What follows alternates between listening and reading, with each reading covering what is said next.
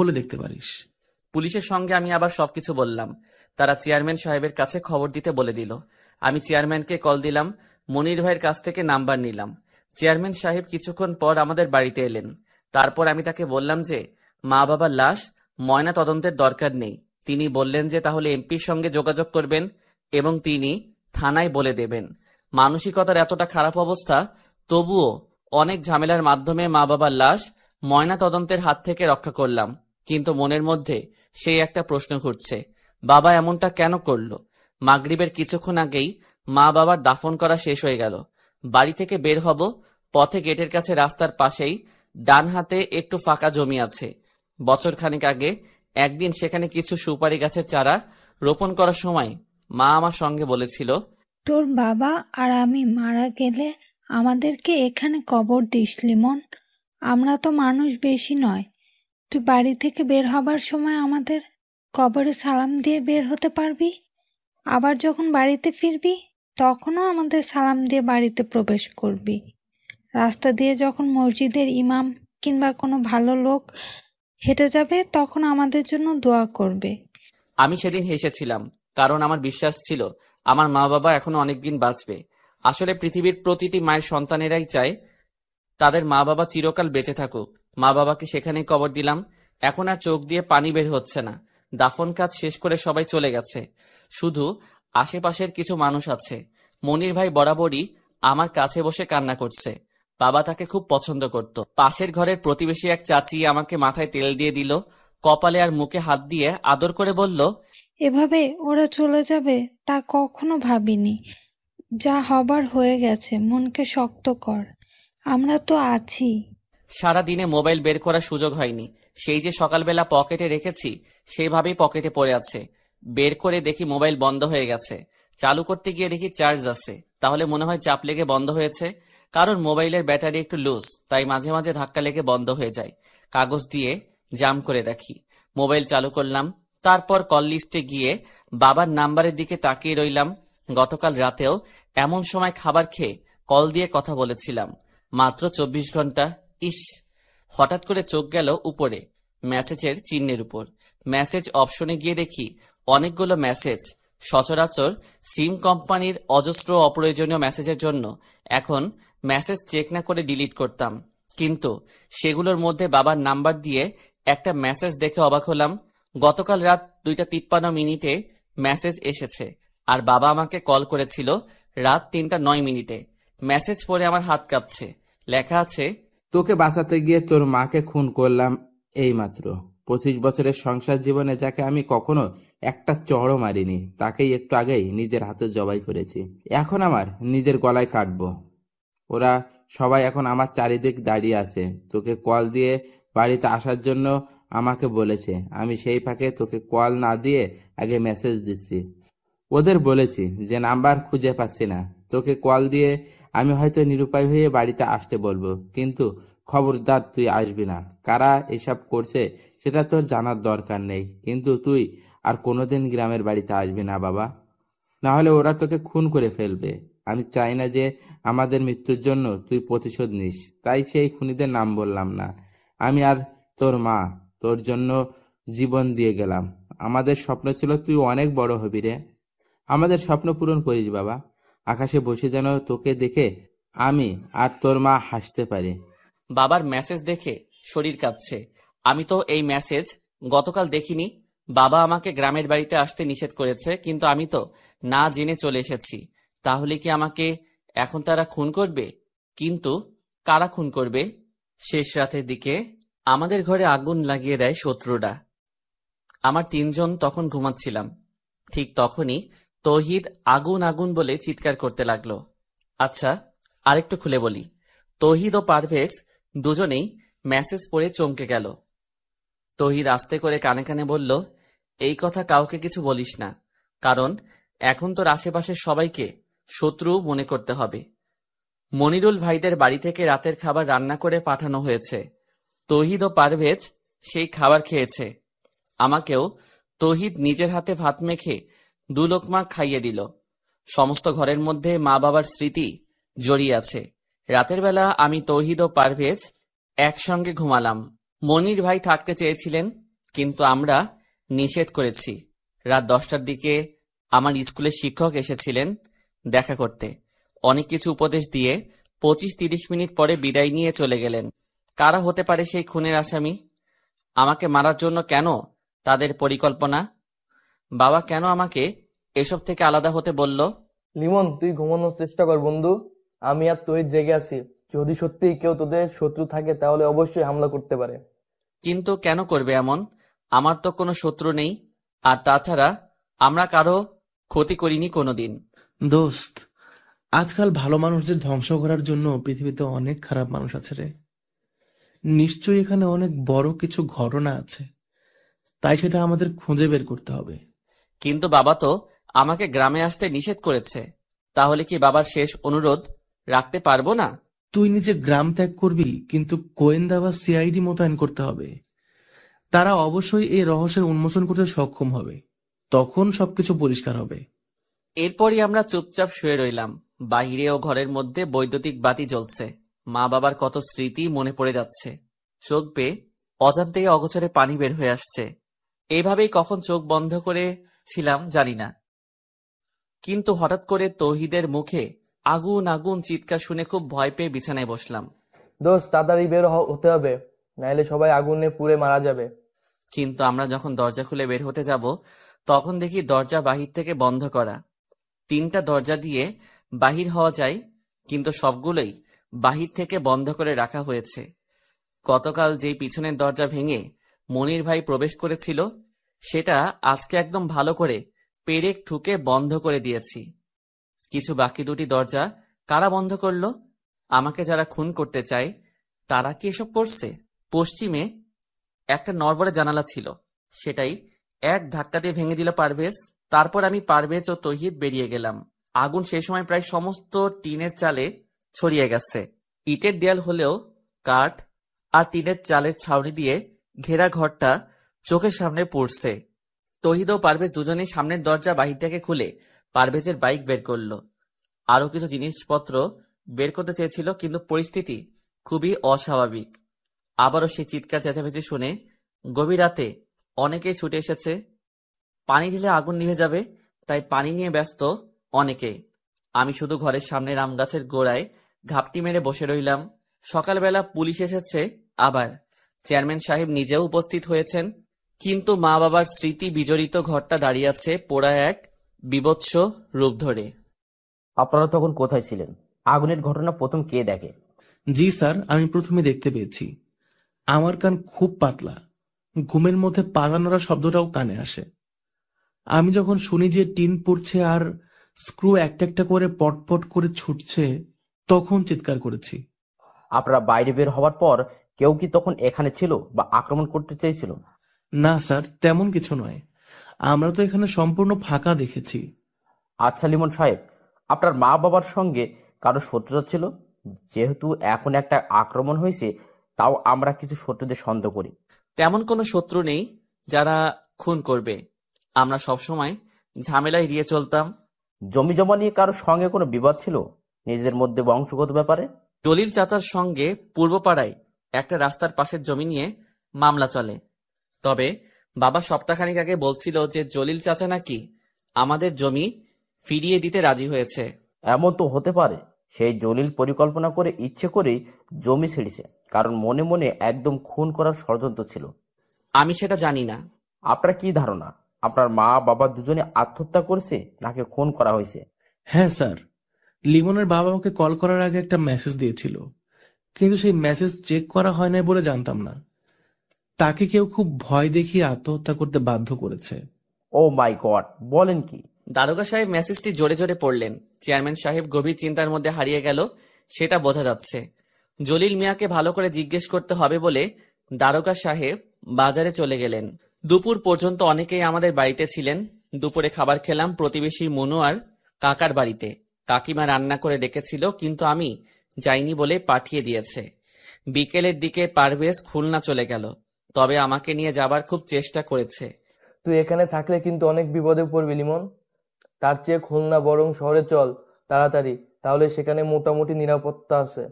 কিন্তু সেখানে আঙ্কেল নিজে তোকে আসতে নিষেধ করেছে। সেখানে তুই কি করবি দোস্ত? নিজের জীবনের বিপদ ডেকে এনে ভুল করিস না বন্ধু, চল আমার সঙ্গে। আমি রহস্যের শেষ দেখে যেতে চাই পারভেজ। কারা আমার মা বাবার সর্বনাশ করেছে, আমি সেই গোপনীয় সবকিছু পরিষ্কার করতে চাই, না হলে শান্তি নেই। তুই বরং সাজু ভাইয়ের সাহায্য নিতে পারিস। তোর মনে আছে সাজু ভাইয়ের কথা? হ্যাঁ, মনে আছে। কিন্তু তিনি কি আসবেন আমার মা বাবার খুনের রহস্য বের করতে? আমাকে কে বা কারা খুন করতে চায় সেই রহস্যের উন্মোচন কি সাজু ভাই করতে পারবে? আমার বিশ্বাস তিনি পারবেন, কারণ সাজু ভাই হচ্ছে ঠান্ডা মাথার এক রোমান্টিক মানুষ। সকলের সঙ্গে কত সুন্দর মিল, তাই না? সেবার যখন তিনি খুলনা এসেছিলেন তোমাদের ম্যাচের মধ্যে, তখন তো আমরা সবাই দেখা করতে। সাজু ভাই, সজীব ভাই, শফিক ভাই আর রকি ভাই এরা সবাই যে রুমে থাকতো, এখন আমরা সেই রুমেই থাকি। বললাম, ঠিক আছে পারভেজ, তুই বরং এখন সন্ধ্যা হবার আগে চলে যা। আমি আর তৌহিদ আগামীকাল সকালে খুলনা আসবো। তারপর সাজু ভাইয়ের সঙ্গে যোগাযোগ করে সবকিছু তাকে জানাবো। তাহলে রাতে থাকতে হবে কেন?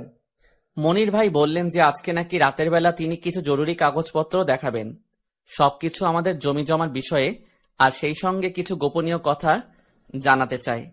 তাহলে এখন দিনের বেলা সমস্যা কি?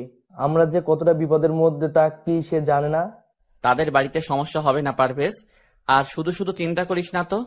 ঠিক আছে, সাবধানে থাকিস, আর আগামীকাল সকালে উঠে রওনা দিস লিমন।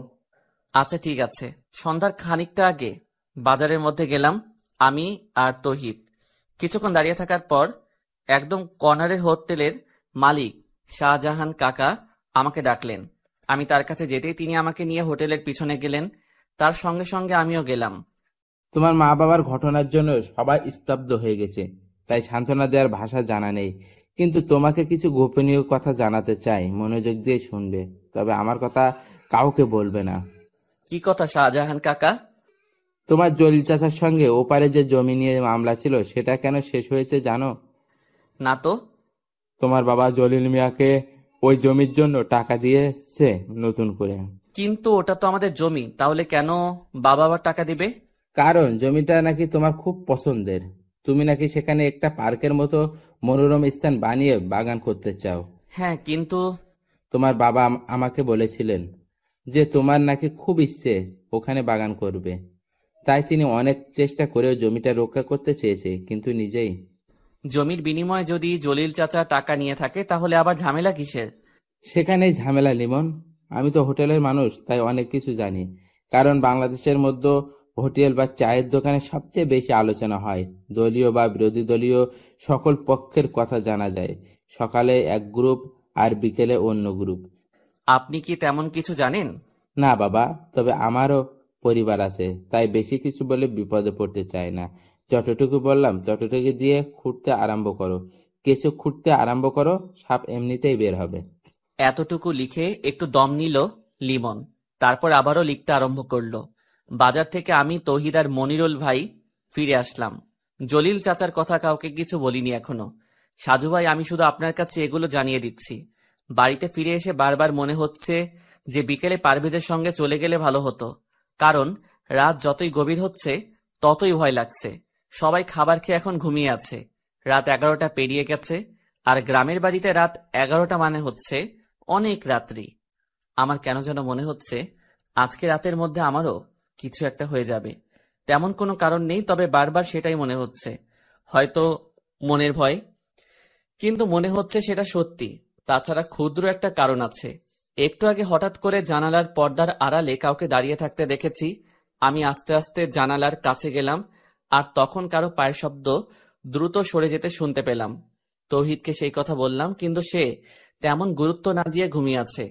গতকাল আর পরশু রাতে বেচারা ভালো ঘুমাতে পারে নাই, তাই এখন মনে হয় তাকে ঘুমে গ্রাস করেছে।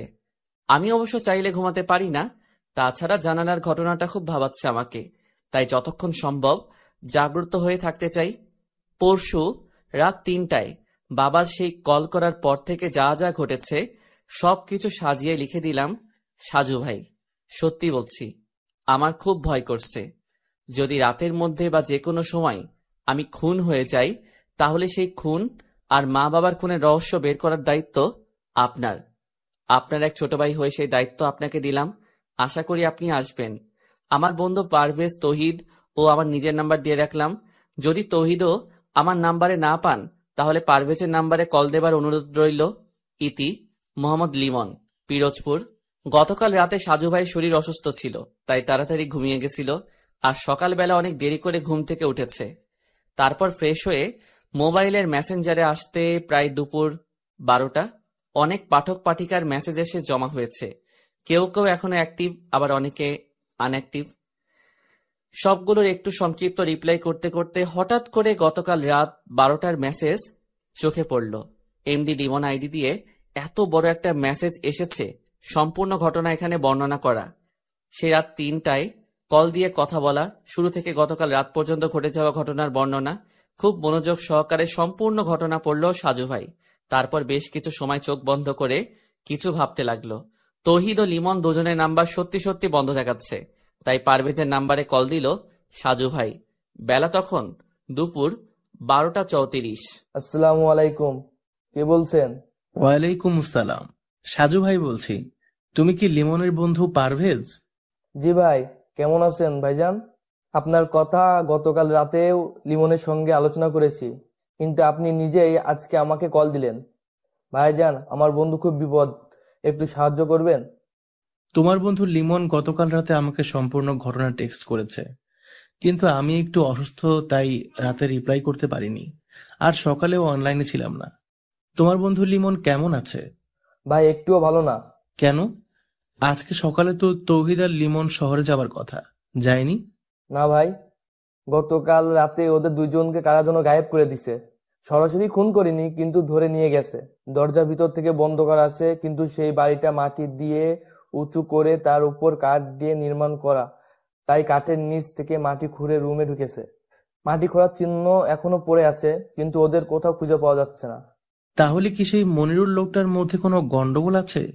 না সাজু ভাই, কারণ সকালবেলা পুকুরের মধ্যে পানিতে ভাসমান অবস্থায় মনিরুল ভাইয়ের লাশ পাওয়া গেছে। মনিরুল ভাইকে খুন করে ওদেরকে কিডন্যাপ করেছে। এলাকা ভয়ঙ্কর হয়ে গেছে। কি?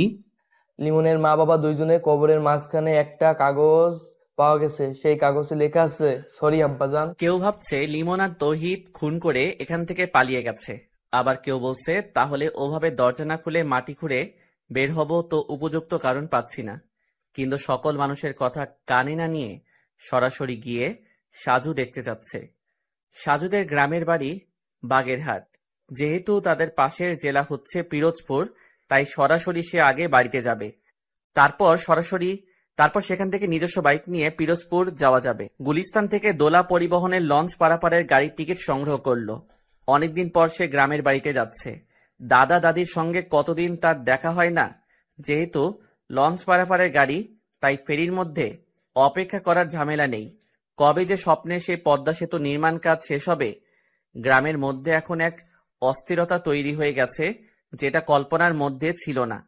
পুলিশ সারাক্ষণ শুধু আনাগোনা করছে, প্রায় সবাইকে কিছু না কিছু জিজ্ঞেস করা হচ্ছে। মনিরুলের পরিবারের কান্না আর আহাজারিতে সবচেয়ে বেশি আকাশ ভারী হয়ে যাচ্ছে। পুকুরের পাড়ে এমন কিছু নেই যেটা খুনির কাছে পৌঁছাতে পারে।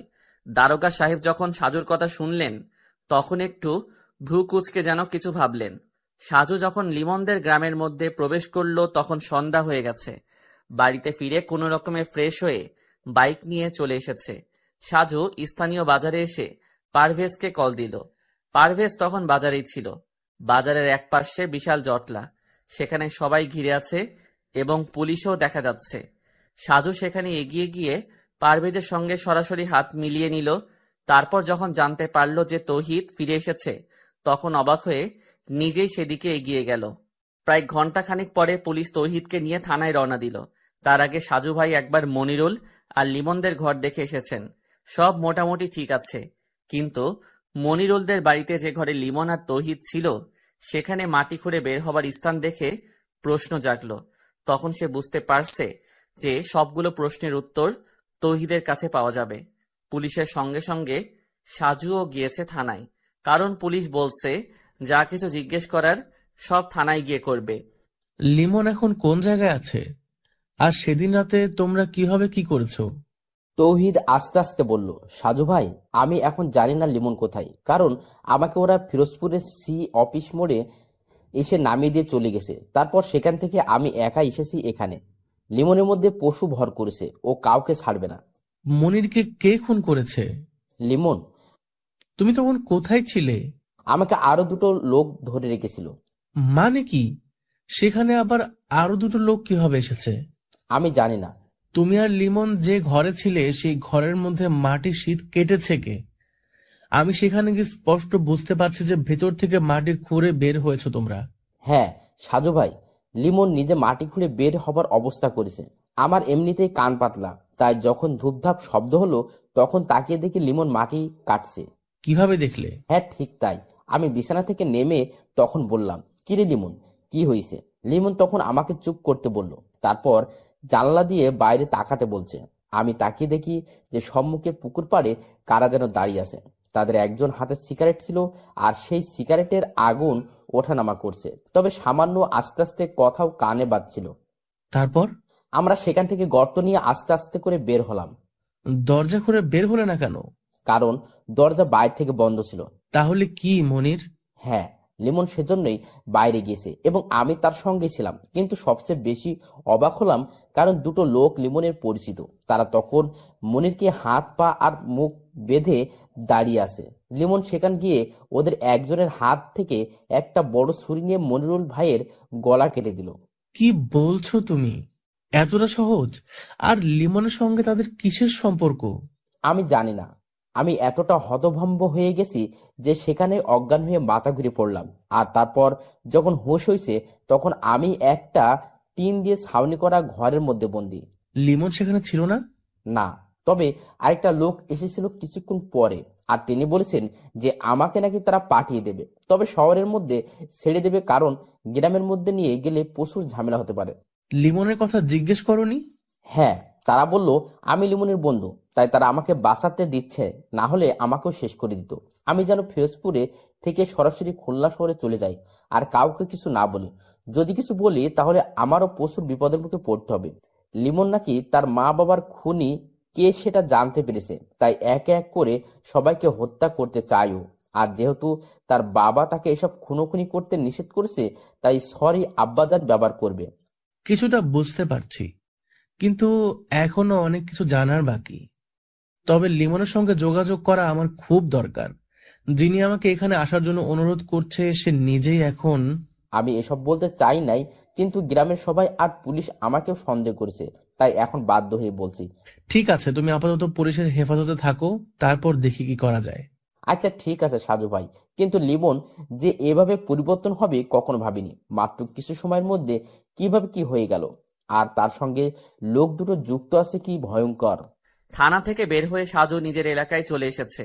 রাতের মধ্যে সেই গ্রামে থাকার কোনো মানে হয় না। আর পারভেজ তো থানায় আসার আগেই বিদায় নিয়ে চলে গেছে। রাত 10টার দিকে বাড়িতে ফিরে ডিনার করে নিজের বিছানায় শুয়ে সজীবের কাছে কল দিল। আসার পথে সজীব কল দিছিল, কিন্তু তখন কথা বলতে পারে নাই। হ্যাঁ সজীব, কি খবর? বেশি ভালো না সাজু। কেন? রুহির মা অসুস্থ, তাকে ঢাকা মেডিকেল কলেজ হাসপাতালে ভর্তি করা হয়েছে। রুহি এখন সেই হাসপাতালে আছে। আমি তো চট্টগ্রামে আছি, আর তুই আজকে নাকি বাড়িতে গেলি। হ্যাঁ, পিরোজপুরে একটা মামলার মধ্যে জড়িয়ে যাওয়ার সম্ভাবনা আছে। তবে আগের চেয়ে এটা বেশ জটিল মনে হচ্ছে। কি রকম? ছেলেটা খুলনায় আমরা যেই মেসে ছিলাম সেই মেসেই থাকে।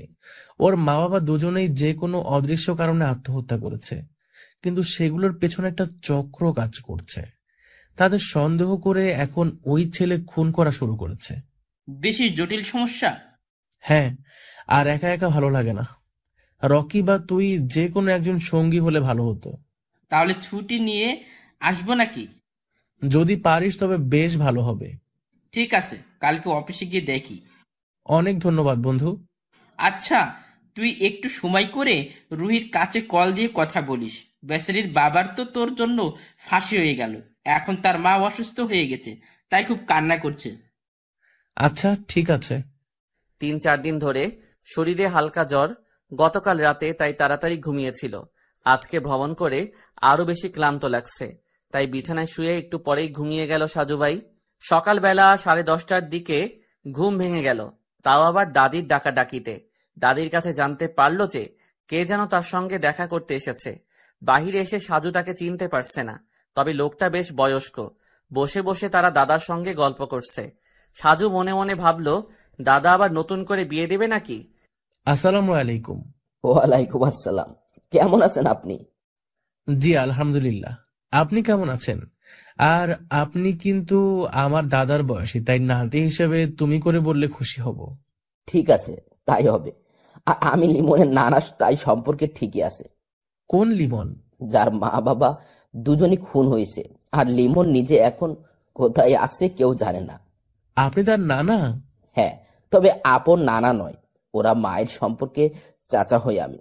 লিমনের নানা মারা গেছে অনেক আগেই, তারপর থেকে ওর মাকে আমি মানুষ করেছিলাম। বুঝতে পেরেছি, কিন্তু আমি গতকালই লিমনের সেই মোটর সাইকেলওয়ালা বন্ধুর কাছে শুনেছি যে সে সাজু নামের এক গোয়েন্দা আসবে। সারাদিন অপেক্ষায় রইলাম, কিন্তু যখন এলে তখন দেখা করতে পারলাম না। কিন্তু কেন? আজ সকালে থানায় গিয়ে তোমার বিষয় জানতে পারি। তবে গতকালই লিমনের বন্ধুর কাছে শুনেছি তোমার বাসা বাগেরহাট আর এই উপজেলায়। আমি এক সময় ফিরোজপুর জেলা স্কুলের শিক্ষক ছিলাম। আমার এক ছাত্র আছে তোমাদের এই গ্রামের মধ্যে। আজকে সকালে যখন তাকে তোমার নাম করে জিজ্ঞেস করেছি, তখন সে তোমার ঠিকানা দিয়েছে। আমাকে এতটা জরুরি ভিত্তিতে খুঁজে বের করার কারণ কি? লিমনের মা বাবার বিপদের আশঙ্কা আমি আগে করেছিলাম, আর তারাও জানতো লিমনের বাবার কাছে একটা স্বর্ণের পুতুল আছে, খাঁটি স্বর্ণের পুতুল। বলেন কি? কিভাবে কি? এমন সময় সাজুর মোবাইল বেজে উঠল। নাম্বার দেখে চিনতে পারল সাজু। গতকাল রাতে থানা থেকে বের হওয়ার সময় সাজু ভাই থানার দারোগা সাহেবের নাম্বার নিয়ে এসেছেন এবং তার নিজের নাম্বারও দিয়ে এসেছে। Hello sir. সাজু সাহেব, আপনি কোথায়? আমি তো বাড়িতে, আপনি? আমি এখন সেই লিমনদের গ্রামের মধ্যে তাদের স্থানীয় বাজারে আছি। লিমন তো আজকে রাতে এই বাজারের হোটেল মালিক শাহজাহানের নামের লোকটাকে খুন করেছে। কি? আর কিভাবে নিশ্চিত হলেন খুনটা যে লিমন করেছে? লাশের পাশে চিরকুট ছিল, সরি আব্বাজান, আর আপনাকে উদ্দেশ্য করে কিছু কথার লেখা। আমাকে উদ্দেশ্য করে? হ্যাঁ সাজু সাহেব। কি লেখা আছে সেখানে? লেখা আছে, সাজু ভাই আমাকে ক্ষমা করবেন প্লিজ। আপনাকে যখন আমি ডেকেছি তখনও আমি রহস্য জানতাম না, কিন্তু এখন আমার চোখের সামনে সবকিছু পরিষ্কার, তাই আপনার কোনো সাহায্যের দরকার নেই। আমার মা বাবার হত্যার বিচার আমি নিজেই করব। খুব ভালো হয় যদি আপনি আর আমাদের গ্রামে না আসেন, কারণ আপনি থাকলে আমার ঝামেলা হবে। তাই আপনাকে সাবধান করে দিচ্ছি, আমার পথের মধ্যে যদি কোনো বাধা হয়ে দাঁড়ান তাহলে কিন্তু আপনাকেও বিপদে পড়তে হবে। তৌহিদকে মেরে ফেলা উচিত ছিল, শালাকে বন্ধু ভেবে ছেড়ে দিয়েছি, আর সে সবকিছু বলে দিয়েছে। ভেবেছিলাম যে লুকিয়ে লুকিয়ে প্রতিশোধ নিতে পারবো, কিন্তু ওর জন্য আর হলো না। তৌহিদকে সাবধানে থাকতে বলবেন, কারণ ওকে নিষেধ করার পরও যখন সবকিছু বলে দিয়েছে তখন কিছুটা মূল্য দিতে হবে তাকে। এই শাহজাহান কাকা আমার বাবার সঙ্গে বেইমানি করেছে, বাবার কাছ থেকে পুতুলের কথা জেনে সেটা আরেকজনকে বলে দিয়েছে, তাই একে ঘুম পাড়িয়ে দিলাম।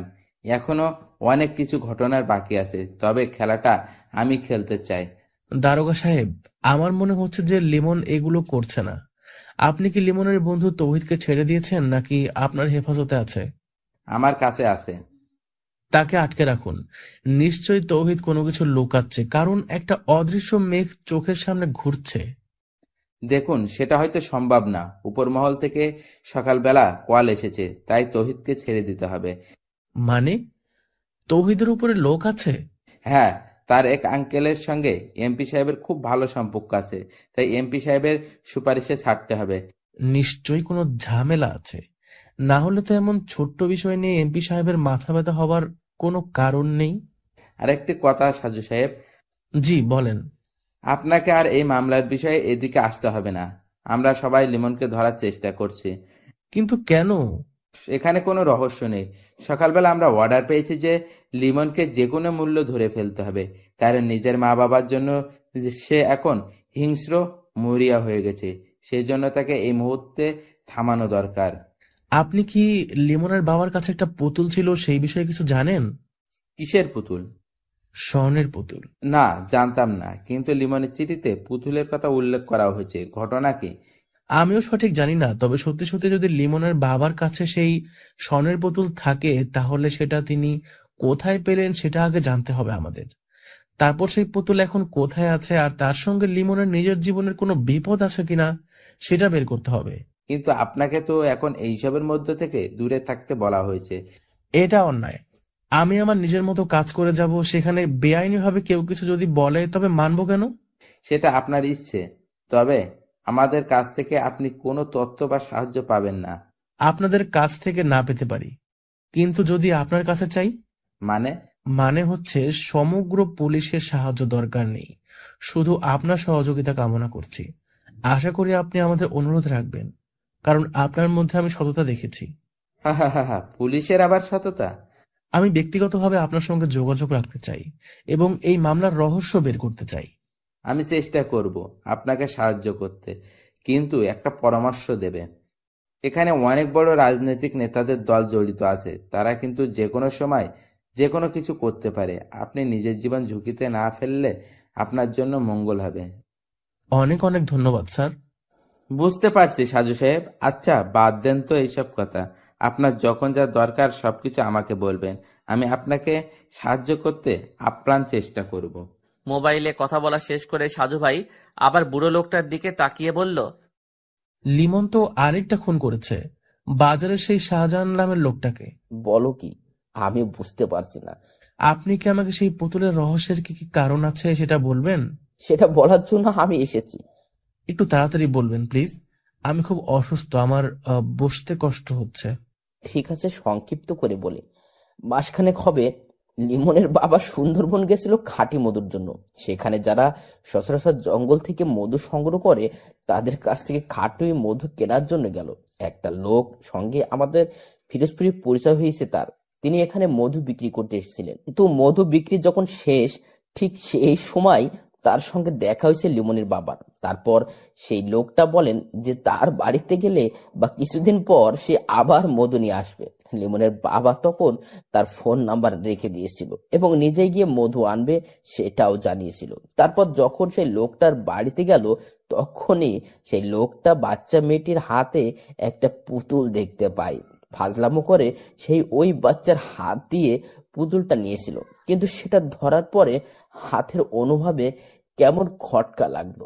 লিমনের বাবা একসময় স্বর্ণের কারিগর ছিল, জানো তো তুমি। না, জানতাম না।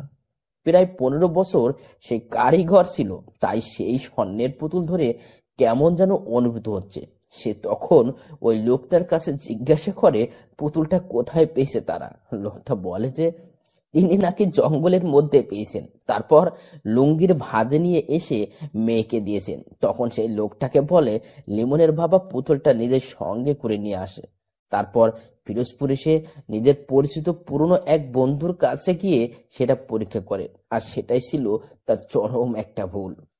চরম ভুল কেন?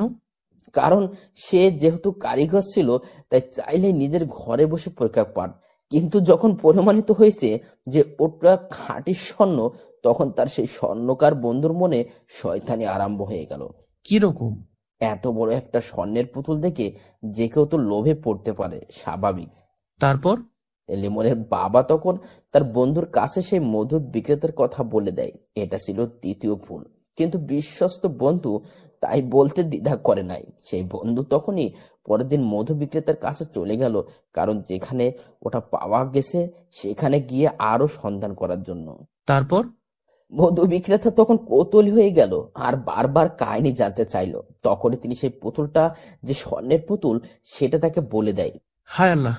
তখন মধু বিক্রেতা চলে এলো লিমনদের গ্রামের বাড়িতে এবং খুঁজে বের করলো তাদের বাড়ি, কিন্তু লিমনের বাবা পুতুলের কথা অস্বীকার করেন এবং তাকে চলে যেতে বলে। তখন লোকটা গিয়ে সরাসরি চেয়ারম্যান সাহেবের কাছে সবকিছু খুলে বলে। এবার আরেক লোভের জিহ্বা চকচক করা শুরু করেছে। তিনি তখন লিমনের বাবাকে বাজারে ডেকে পাঠালেন এবং খুন হওয়া শাহজাহান ব্যাপারীর হোটেলে বসে সবকিছু তাকে জিজ্ঞাসা করে। আস্তে আস্তে কথাটা ছড়িয়ে গেল দুই একজন বড় বড় মানুষের কাছে, আর তারা ভিন্ন ভিন্ন সময়ে রাতের আধারে দেখতে করতে আসতো। কেউ কেউ হুমকি দিত, আবার কেউ ছলে বলে কৌশলে কথা বের করতে চাইতো। এসব নিয়ে তিনি টেনশন করতেন? হ্যাঁ হ্যাঁ, একদিন আমার কাছে গিয়ে বিস্তারিত সব খুলে বলে আর পুতুলটা আমাকে দেখায়। তখন সে বলেছিল তার বিপদের কথা, তাকে যে কোনো মুহূর্তে কিছু করে ফেলতে পারে সেই কথা। তাহলে তো লিমনের বাবাও লোভী মানুষ, কারণ তিনি এটা একা একা হজম করতে চায়। হ্যাঁ ঠিক, আমি তাকে সেটাই বোঝাতে চেষ্টা করেছি, কিন্তু সে আমাকে ভুল বুঝে চলে আসে। তারপর এর মাত্র 3 দিনের মাথায় এমন একটা মর্মান্তিক ঘটনা ঘটে গেল। সেই পুতুল কোথায় কেউ জানে? এখন পর্যন্ত না, লিমনের বাবা সেটা নিজে মনে হয় লুকিয়ে রেখেছে। এই সমস্ত ঘটনা পুলিশের কাছে না বলে কেন আমাকে বলতে এসেছেন জানতে পারি? পুলিশের উপর বিশ্বাস নেই, আর তোমার বিষয়ে যখন জানলাম যে তুমি মোটামুটি বড়লোক বাবার সন্তান, তোমার বাবা লন্ডনে থাকে, আর তাছাড়া তুমি গোয়েন্দা, তাই বলতে ইচ্ছা করছিল হয়তো সেই খুনের রহস্য উন্মোচন করতে পারবে। তার তোমাকে সেই পুত্রের রহস্য নিয়ে এগোতে হবে। সেটাই তো বুঝতে পারছি না। আমি এখন আসি, বেলা প্রায় দুপুর পেরিয়ে গেল। না না, দুপুরে খাওয়া দাওয়া করে যান। না, আমি চলে যাব, কিন্তু অবশ্যই আবার তোমার সঙ্গে দেখা হবে। ঠিক আছে। লিমনের যখন জ্ঞান ফিরেছে তখন সে একটা বন্ধ রুমে বন্দি, সম্পূর্ণ নতুন স্থান। এমন ঘরের মধ্যে সে কিভাবে এসেছে সেটাই তো বুঝতে পারছে না। বিছানার পাশে একটা চেয়ারে লাল গেঞ্জি পরে একটা লোক বসে আছে। তাকে চোখ মেলে যখন নড়াচড়া করতে দেখলো তখন শরীর ঝাড়া দিয়ে বলল, ডাক্তারের কথা তাহলে মিলে গেছে? কে আপনি? আর আমি এখানে কেন? আমি কে সেটা তোমার না জানলেও চলবে, তবে তুমি এখানে আসো কারণ তোমাকে এখন পুলিশের লোকজন হন্যে হয়ে খুঁজছে। পুলিশ? আমাকে? কিন্তু কেন? মনির ও শাহজাহান নামের হোটেল মালিকের খুন করার অপরাধে তুমি এখন মোস্ট ওয়ান্টেড আসামি। আমি কখন খুন করেছি? সেদিন রাতে আমি তো ঘুমিয়েছিলাম, তারপর তো কিছু মনে নেই। হা হা হা, তোমাকে অজ্ঞান করে রাখা হয়েছিল কারণ তোমার স্থানে অন্য কেউ খুন করবে, আর সেই খুনের দায় পড়বে তোমার উপর। তারপর হতে তুমি হবে নিরুপায়, এবং সেই নিরুপায় জীবন থেকে বাঁচতে হলে তোমাকে আমাদের বসের কথা মেনে চলতে হবে। বস? বস কে? সেটা তো বলা যাবে না, আমাকে যতটুকু বলতে বলা হয়েছে ততটুকুই বললাম। তোমার মা বাবার মৃত্যুর জন্য দায়ী লোকের মধ্যে 2জন অলরেডি কবরে চলে গেছে। তোমার অবর্তমানে আমাদের বস নিজেই অন্য কাউকে দিয়ে কাজ করাচ্ছেন। তাতে আপনার বসের লাভ কি? তোমার বাবার কাছে একটা স্বর্ণের পুতুল ছিল, তিনি সেটা কোথায় রেখে দিয়েছে সেটা জানতে হবে। স্বর্ণের পুতুল? হ্যাঁ। এমন সময় একটা মেয়ে রুমের মধ্যে প্রবেশ করলো। তার হাতে ট্রেতে চায়ের কাপ, নাস্তার ব্যবস্থা আছে। লোকটা তখন মেয়েটার দিকে তাকিয়ে বলল, আমি একটু বসের সঙ্গে মোবাইলে কথা বলে আসি, তুমি ততক্ষণ একে নাস্তা করতে দাও। আর ভয় নেই, আমি দরজার বাইরেই আছি, যদি সে পালাতে চায় তাহলে। আমার নাম নাসরিন জাহান, তোমার নাম কি? কে আপনি? এটা আবার কারোর নাম হয় নাকি? একদম হাসবেন না। আপনি কে? আমাকে কেন এখানে আটক করা হয়েছে? আমি জানি না, তবে আপনাকে দিয়ে খারাপ কাজ করানো হবে এতটুকু জানি। আমার অপরাধ? আপনার কোনো অপরাধ নেই, কিন্তু এরা যা করে সবকিছুই অপরাধ। এমন সময় লাল গেঞ্জি পরা লোকটা রুমে ঢুকে মোবাইল এগিয়ে দিয়ে বলল, লিমন। মোবাইলটা কানের কাছে নিয়ে অপর প্রান্তের কণ্ঠ শুনে চমকে গেল। বিস্মিত হয়ে বলল, কাকা আপনি? সঙ্গে সঙ্গে মোবাইলের লাইনটা কেটে গেল। সন্ধ্যার খানিকটা পর লিমনদের গ্রামের মধ্যে প্রবেশ করলো সাজু ভাই। তার সঙ্গে আছে তাদের গ্রামের একটা ছোট ভাই, যার নাম রাজু। রাজুর অনেক শখ, সে সাজুর সঙ্গে যে কোনো একটা মামলার সময় সঙ্গী হবে। যেহেতু এই মামলার মধ্যে রকি বা সজীব এখনো কেউ সঙ্গে নেই, তাই রাজুকে নিয়ে আজকে এসেছে। নিজের বাইক না নিয়ে সাজু ভাই এসেছে, কারণ বাইক আনলে সমস্যা হতে পারে। লিমনদের বাড়ি গিয়ে সে গোপনে আস্তে আস্তে বাগানের মধ্যে প্রবেশ করলো। চারিদিকে তখন ঈশার আজান দিচ্ছে। বেশ কিছুক্ষণ পর সাজু সেখান থেকে বের হবার জন্য উঠে দাঁড়ালো, কিন্তু এখানে আসার কোনো কারণ বুঝতে পারল না রাজু। হঠাৎ করে সেই অন্ধকার বাগানের মধ্যে কারো কথার শব্দ শুনতে পেল। কিছুক্ষণ মনোযোগ দিয়ে শোনার পরে হঠাৎ করে সেই ফিসফিস করে কথা বলতে থাকা স্থান থেকে একটা জোরে কাশি বের হলো। বাগানের মধ্যে চেয়ারম্যান সাহেবের কাশির শব্দ পেয়ে থমকে গেল সাজু ভাই। যদিও সে এখানে একটা আশঙ্কা নিয়ে এসেছে, কিন্তু চেয়ারম্যান যে নিজে উপস্থিত হবে সেটা বুঝতে পারে নাই। তবে নিজেকে কিছুটা ভাবনার মধ্যে নিয়ে গেল, কারণ সে চেয়ারম্যান সাহেবের সঙ্গে মাত্র একবারই দেখা করেছে। আর তখনই এই চেয়ারম্যানের কাশির শব্দ মগজে গেঁথে গেছে, কারণ সেদিন এই কাশিটা খুব বিরক্ত লাগছিল। একটু পরে চেয়ারম্যান সাহেব বাগান থেকে বের হয়ে গেল। সাজু ভাই ও রাজু দুজনেই আস্তে আস্তে বের হলো। এই মুহূর্তে মুখোমুখি হওয়া যাবে না। মনের সকল প্রশ্ন চেপে রেখে অনুসন্ধান করতে হবে গভীরভাবে। নিজেদের এলাকায় ফেরার পথে রাজু জিজ্ঞেস করলো, আবার এখানে কেন এসেছিলাম সাজু ভাই? আর ওই লোকটা এখানে কেন? যেহেতু একটা পুতুল নিয়ে সবকিছুর গন্ডগোল, তাই সেটা অবশ্যই কেউ না কেউ অনুসন্ধান করবে। তাছাড়া যিনি এখানে এসেছেন তিনি এলাকার চেয়ারম্যান। তবে আমার অনুমান মিথ্যাও হতে পারে। তাহলে কি চেয়ারম্যান জড়িত? জড়িত হতে পারে, কিন্তু মূল নয়। কারণ এমন করে পরিকল্পনা করার সাহস তিনি একা নিতে পারবে না। লিমনের সঙ্গে কি কোনোভাবে যোগাযোগ করার চেষ্টা করছেন ভাই? না, কিভাবে করব? আমি তো জানি না। আচ্ছা, ভেবে দেখি। রাতে ডিনার করে সাজু কিছুক্ষণ বিছানায় বসে বসে ভাবতে লাগলো। সবকিছু যেন জট পাকিয়ে আছে। চেইন সেলাইয়ের মতো একবার খুলতে পারলে এক টানে সবটা খুলে যাবে, কিন্তু যদি গিট্টু লেগে যায় তাহলে মেলা মেলা সময় লাগবে। 1. তহিদ কেন মিথ্যা বলেছে? 2. লিমনের বাবার সেই পুতুল এখন কোথায়? 3. মনিরুল লোকটাকে খুন করলো কেন? রাত প্রায় গভীর। বিছানায় শুয়ে অন্ধকার রুমের মধ্যে কান্না করছে লিমন। মা বাবার কথা বড্ড মনে পড়ছে তার। সন্ধ্যাবেলা ঘুমিয়েছিল, তখনই বাবাকে স্বপ্নে দেখলো। অনেক কিছু উপদেশ দিয়ে চলে গেল। ঘুম থেকে উঠে সেই সময় ধরে চোখের পানি পড়ছে। নিজে এখন অপরাধী হয়ে সবকিছুর জন্য দায়ী, অথচ সে কিছু জানেই না। দরজা খোলার ক্যাত করে শব্দ হলো। অন্ধকারে কেউ একজন দরজা খুলে প্রবেশ করলো। যিনি প্রবেশ করেছে তিনি হয়তো লুকিয়ে এসেছে, কারণ সে বাতি অন করে নাই। আস্তে করে বিছানার পাশে কিছুক্ষণ দাঁড়িয়ে রইল, তারপর একটা হাত এগিয়ে দিল লিমনের কপালে। মনে হচ্ছে সেই নাসরিন মেয়েটা এসেছে। লিমনের কপালে হাত দিয়ে কিছু বুঝতে চেষ্টা করলো, কিন্তু গালের কাছে হাত পড়তেই গাল ভেজা অনুভব করে মেয়েটা আস্তে করে বলল, আপনি কি জেগে আছেন? হ্যাঁ, জেগে আছি। কিন্তু আপনি এত রাতে এখানে কেন? কি হয়েছে?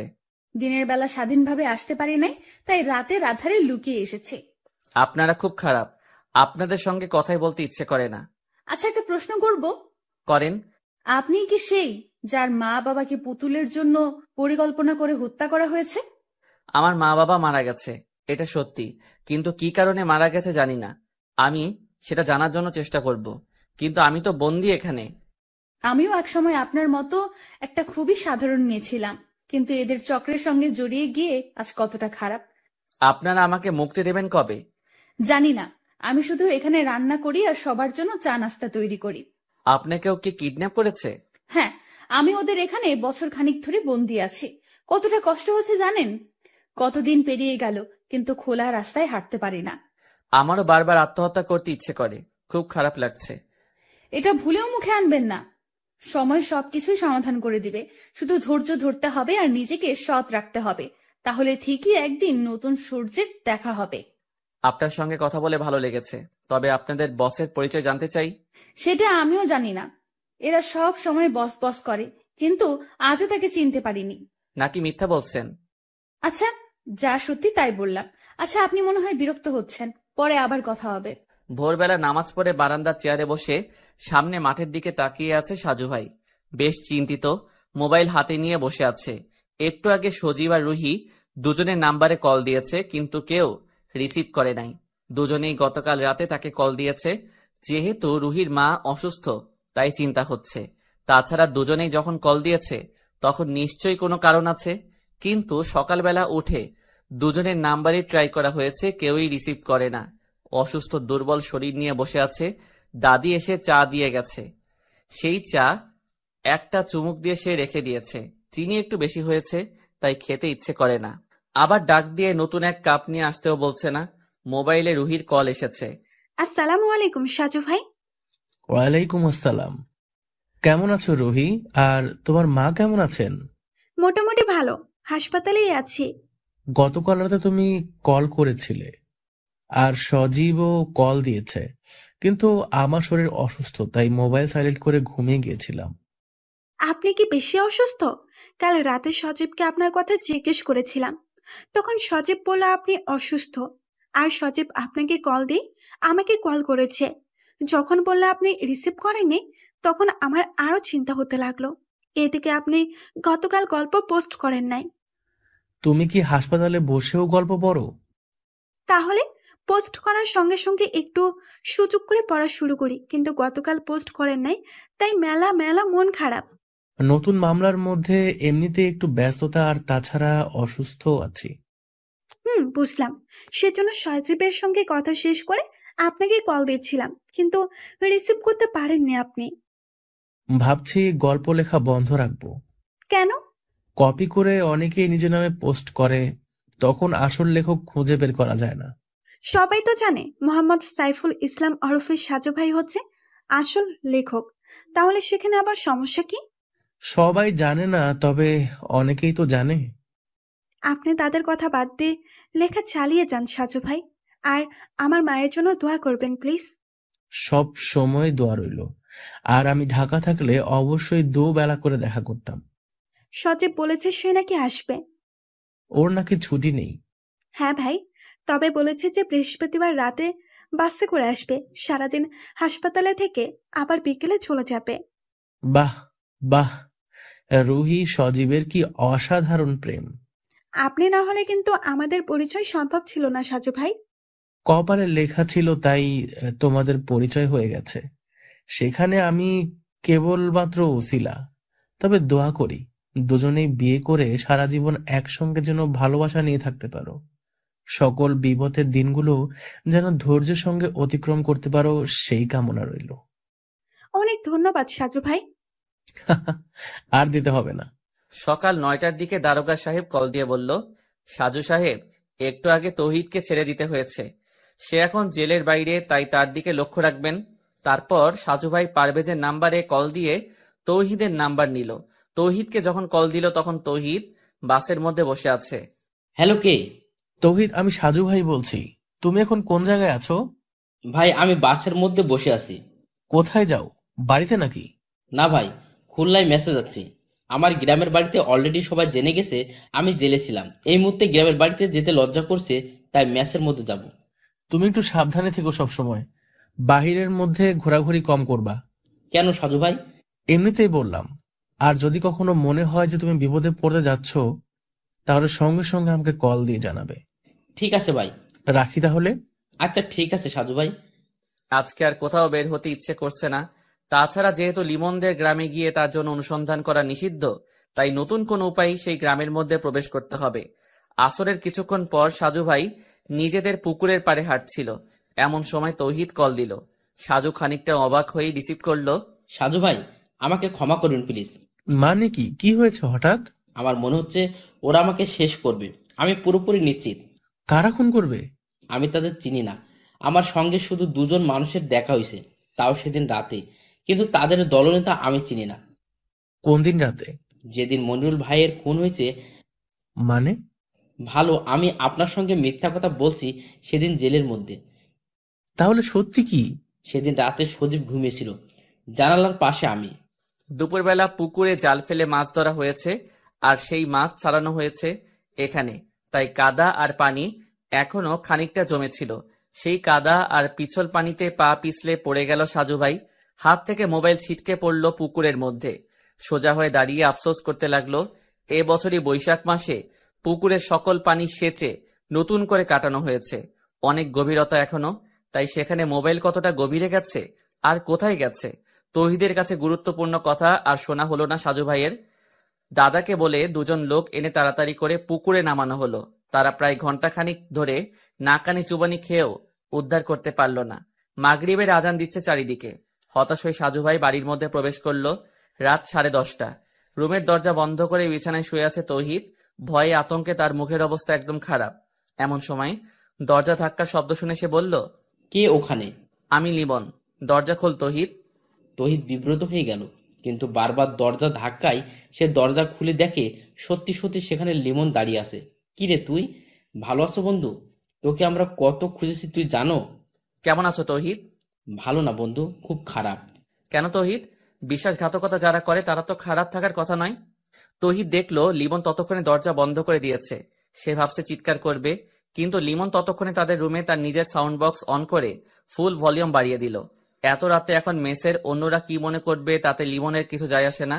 তুই কি বলছিস এসব?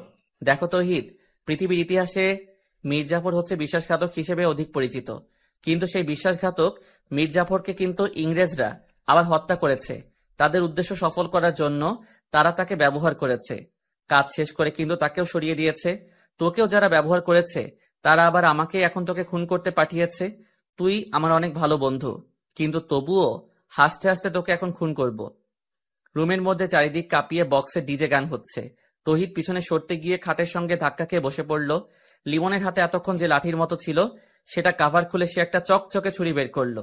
মুহূর্তের মধ্যে তহিদ বিছানা থেকে উঠে তাকে আঘাত করতে যাবে, তার আগে লিমন বাম হাত দিয়ে ধাক্কা দিয়ে ডান হাতের ছুরি পেটে চালান করে দিল।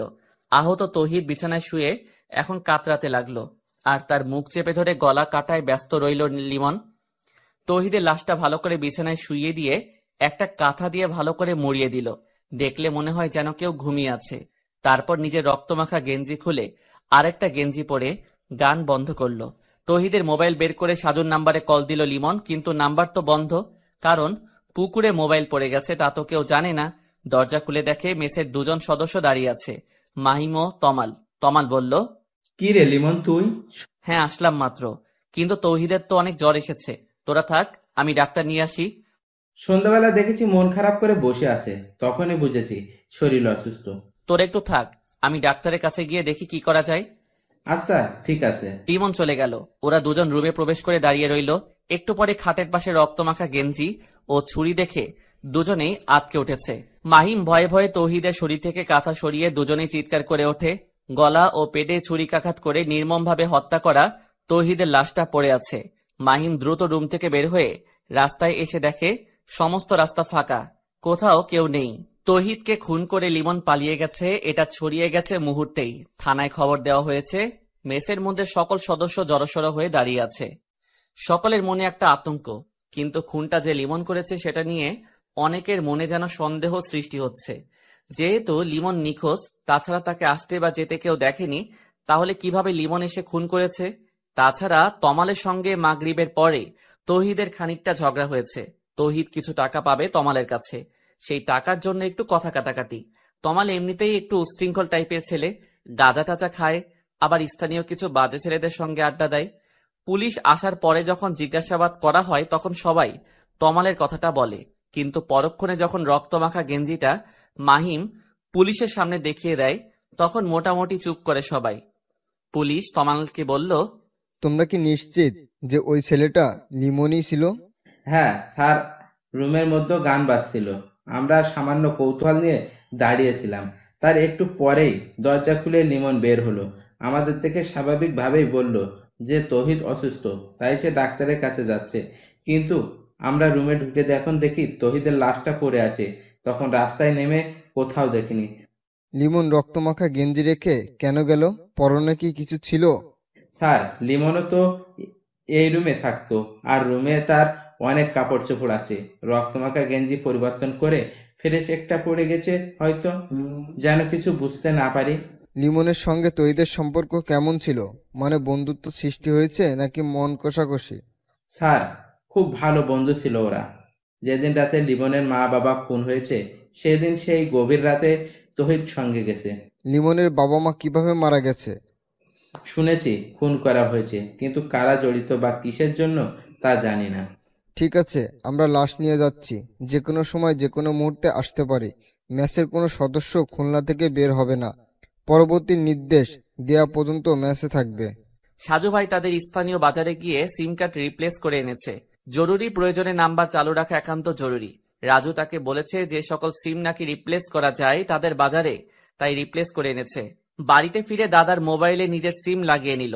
তার দাদার কাছেও অ্যান্ড্রয়েড ফোন, কারণ সাজুর বাবার সঙ্গেও সাজুর সঙ্গে সবসময় ভিডিও কলে কথা হতো। সিম চালু করে সে অপেক্ষা করতে লাগলো যদি তৌহিদ আবারও কল দেয়।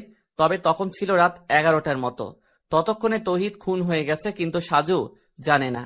ডিনার করে বিছানায় শুয়ে কবিতার সঙ্গে কথা বলতে ইচ্ছে করছিল, আর তাই মুখস্থ নাম্বারটা ডায়াল করলো। কবিতা রিসিভ করে বলল, যে মানুষটা বাড়িতে গিয়ে সঙ্গে সঙ্গে কল দেবার কথা, সে আজকে কল দিল। তার মানে কি মাত্র বাড়িতে গেছে? তুমিও তো খবর নিলে না। অসুস্থ শরীর নিয়ে গ্রামের বাড়িতে আসলাম, একটা কল দিয়ে তো জিজ্ঞাসা করলে না কেমন আছেন সাজু ভাই। আমি যে কারো উপর অভিমান করে আছি সেটা বোঝার ক্ষমতা কি তার আছে? অসুস্থ মানুষের উপর রাগ করতে নেই, কারণ হুট করে মরে গেলে আফসোস করতে হবে। একদম মুখ ভেঙে দেব। কেন? মানুষ মরতে পারে না? তুমি কি আমাকে বিয়ে করবে? তারপর আমরা দুজন একসঙ্গে সংসার করব, আমাদের বাচ্চা হবে, তারপর দুজনেই মারা যাব। মৃত্যু কি কখনো সংবাদ দিয়ে আসে? তবুও মানুষ কিন্তু স্বপ্ন আর আশায় বেঁচে থাকতে চায়, তাই না সাজু? আমার শরীর সত্যি সত্যি খুব খারাপ, কিন্তু এমন একটা মামলায় জড়িয়ে গেলাম যে অসমাপ্ত রেখে কোথাও যাওয়া যাবে না। বেঁচে থাকলে এমন অসংখ্য মামলার রহস্য বের হতে পারবে।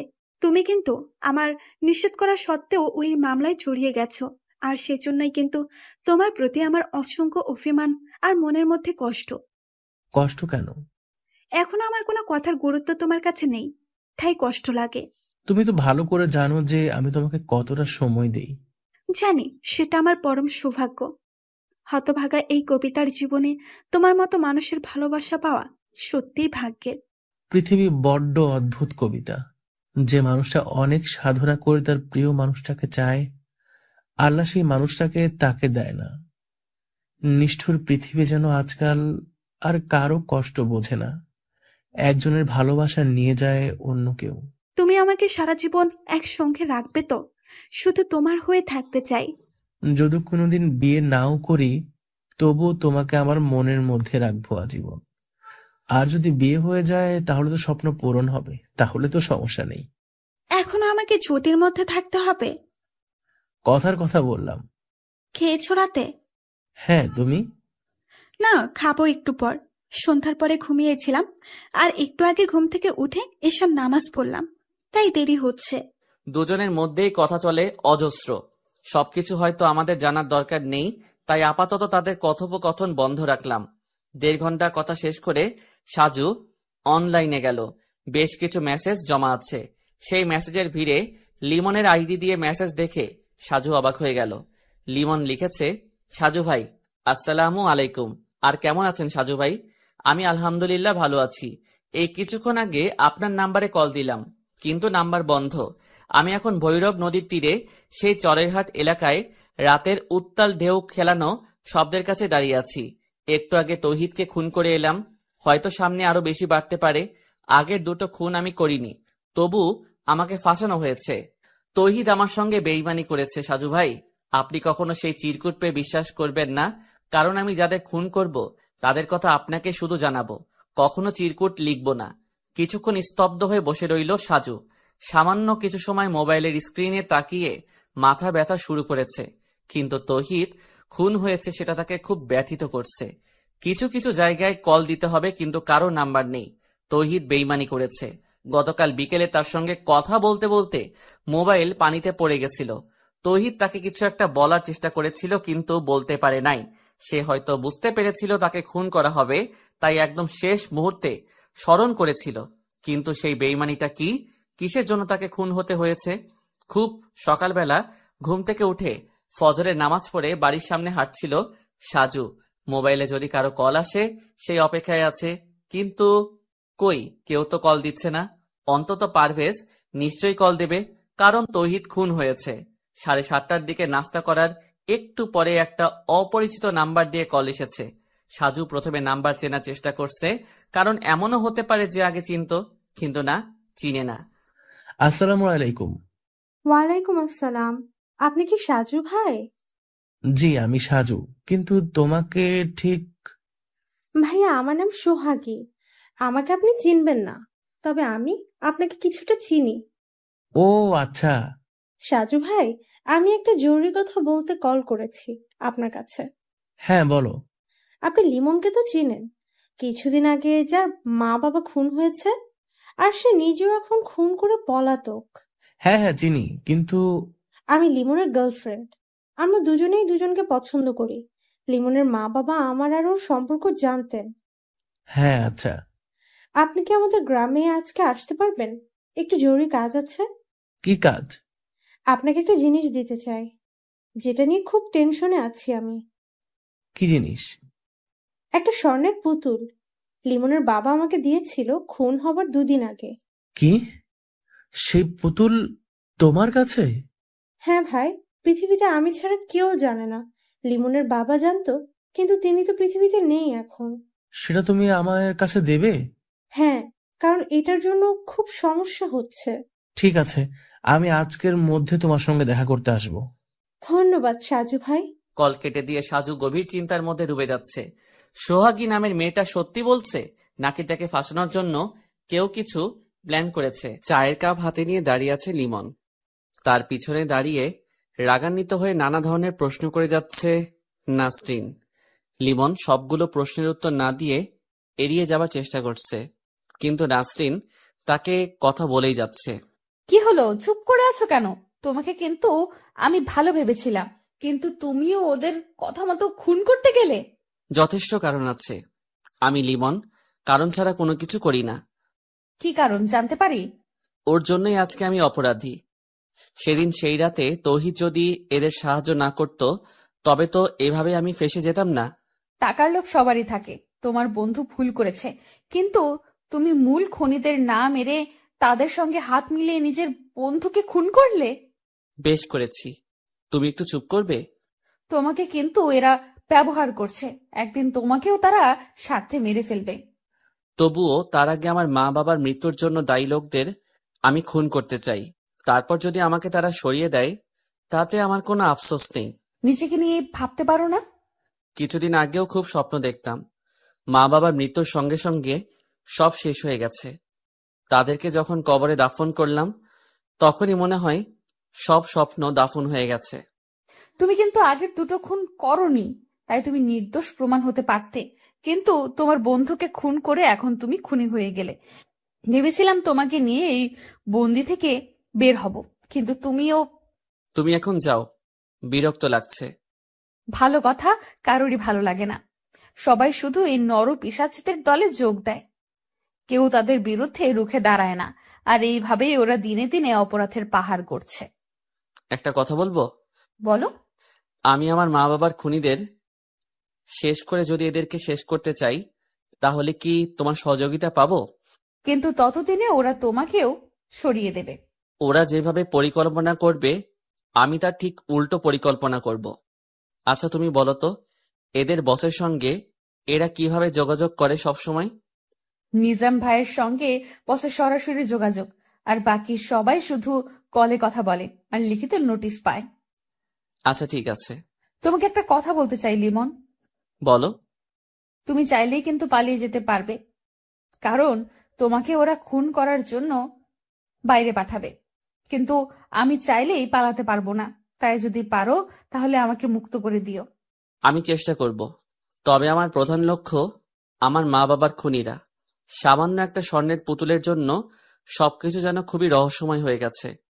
হতে পারে সাধুর কাছে যেটা সামান্য, সেটা অন্যের কাছে অসামান্য হতে পারে, কিংবা অন্য কিছু। রাজু আসলো একটু পরে। সাজু তখনও নিজের রুমের বারান্দায় বসে আছে। রাজু আসতেই সে তাকে বলল, কি খবর রাজু? তোমাকে মনে মনে স্মরণ করি আর তুমি এসে হাজির। আলহামদুলিল্লাহ ভাই, কিন্তু আমাকে হঠাৎ করে খুঁজছিলেন? হ্যাঁ, একটা কাজ করে দিতে হবে। কি কাজ ভাই? আমার সিমের যত নাম্বার সবগুলো আমি একটা ডায়েরিতে লিখে রাখি, তাই সেগুলো সব এক একটা করে সেভ করে দিতে হবে। ভাইজান, এগুলোর মধ্যে কিন্তু নাম্বার সেভ করে রাখা যায়, আপনি সেখানে রাখেননি? না, কেন যেন ইচ্ছে করে না, তাই সবসময় আমি ডায়েরিতে লিখে রাখতে পছন্দ করি। এখন তুমি সেগুলো একটু সময় নিয়ে সেভ করে দিও। ঠিক আছে ভাই। আমি গতকাল রাত থেকে নাম্বারগুলোর জন্য অনেক মন খারাপ করেছি, কিন্তু জ্বরে অচেতন আর মাথা ব্যথার জন্য মনেই ছিল না যে আমার ডায়েরিতে লিখে রেখেছি। ভাই, আমি তো জানতাম যে আপনি অনেক কিছু ভুলে যান, তাই যে কোনো মামলার বিষয় নিয়ে আপনি সবকিছু লিখে রাখেন। হ্যাঁ, এই মামলার মধ্যেও তাই করছি। আচ্ছা রাজু, আর একটা প্রশ্ন করব তোমাকে। হ্যাঁ ভাই, নিশ্চয়ই। তাতে অনুমতি লাগে নাকি? তুমি তো মোটামুটি এখন রাজনীতির সঙ্গে মনে হয় জড়িয়ে গেছো, কিন্তু আগে তো এমন ছিলে না, তাই না? আমি যেবার খুলনা থেকে পাশ করে বের হলাম, সেবার তুমি ভর্তি হলে। হ্যাঁ ভাই। গ্রামের মধ্যে রুবিনা নামের একটা মেয়ের সঙ্গে তোমার রিলেশন ছিল, তাই না? জি, কিন্তু তার সঙ্গে আর যোগাযোগ নেই। সে আমাকে ভুলে গেছে। অনেক ভেবেছিলাম, কিন্তু কোনো মূল্য পেলাম না। পাগলের মতো তার জন্য ভালোবাসা রেখেছিলাম। আজকে সন্ধ্যাবেলা চা খেতে খেতে তোমার আর রুবিনার প্রেমের কাহিনী শুনবো, যদি তুমি বলতে চাও। সত্যি বলছেন? আচ্ছা ভাই, আপনি কি আমার বাস্তবতাটা আপনার লেখার মাধ্যমে তুলে ধরবেন? আগে শুনি, তারপর দেখি। ঠিক আছে ভাই। পিরোজপুরের পুরাতন বাস স্ট্যান্ড থেকে রিক্সা নিয়ে বলেশ্বর সেতুর দিকে এগিয়ে যাচ্ছে সাজু ভাই। রাজুকে সঙ্গে আনা হয়নি।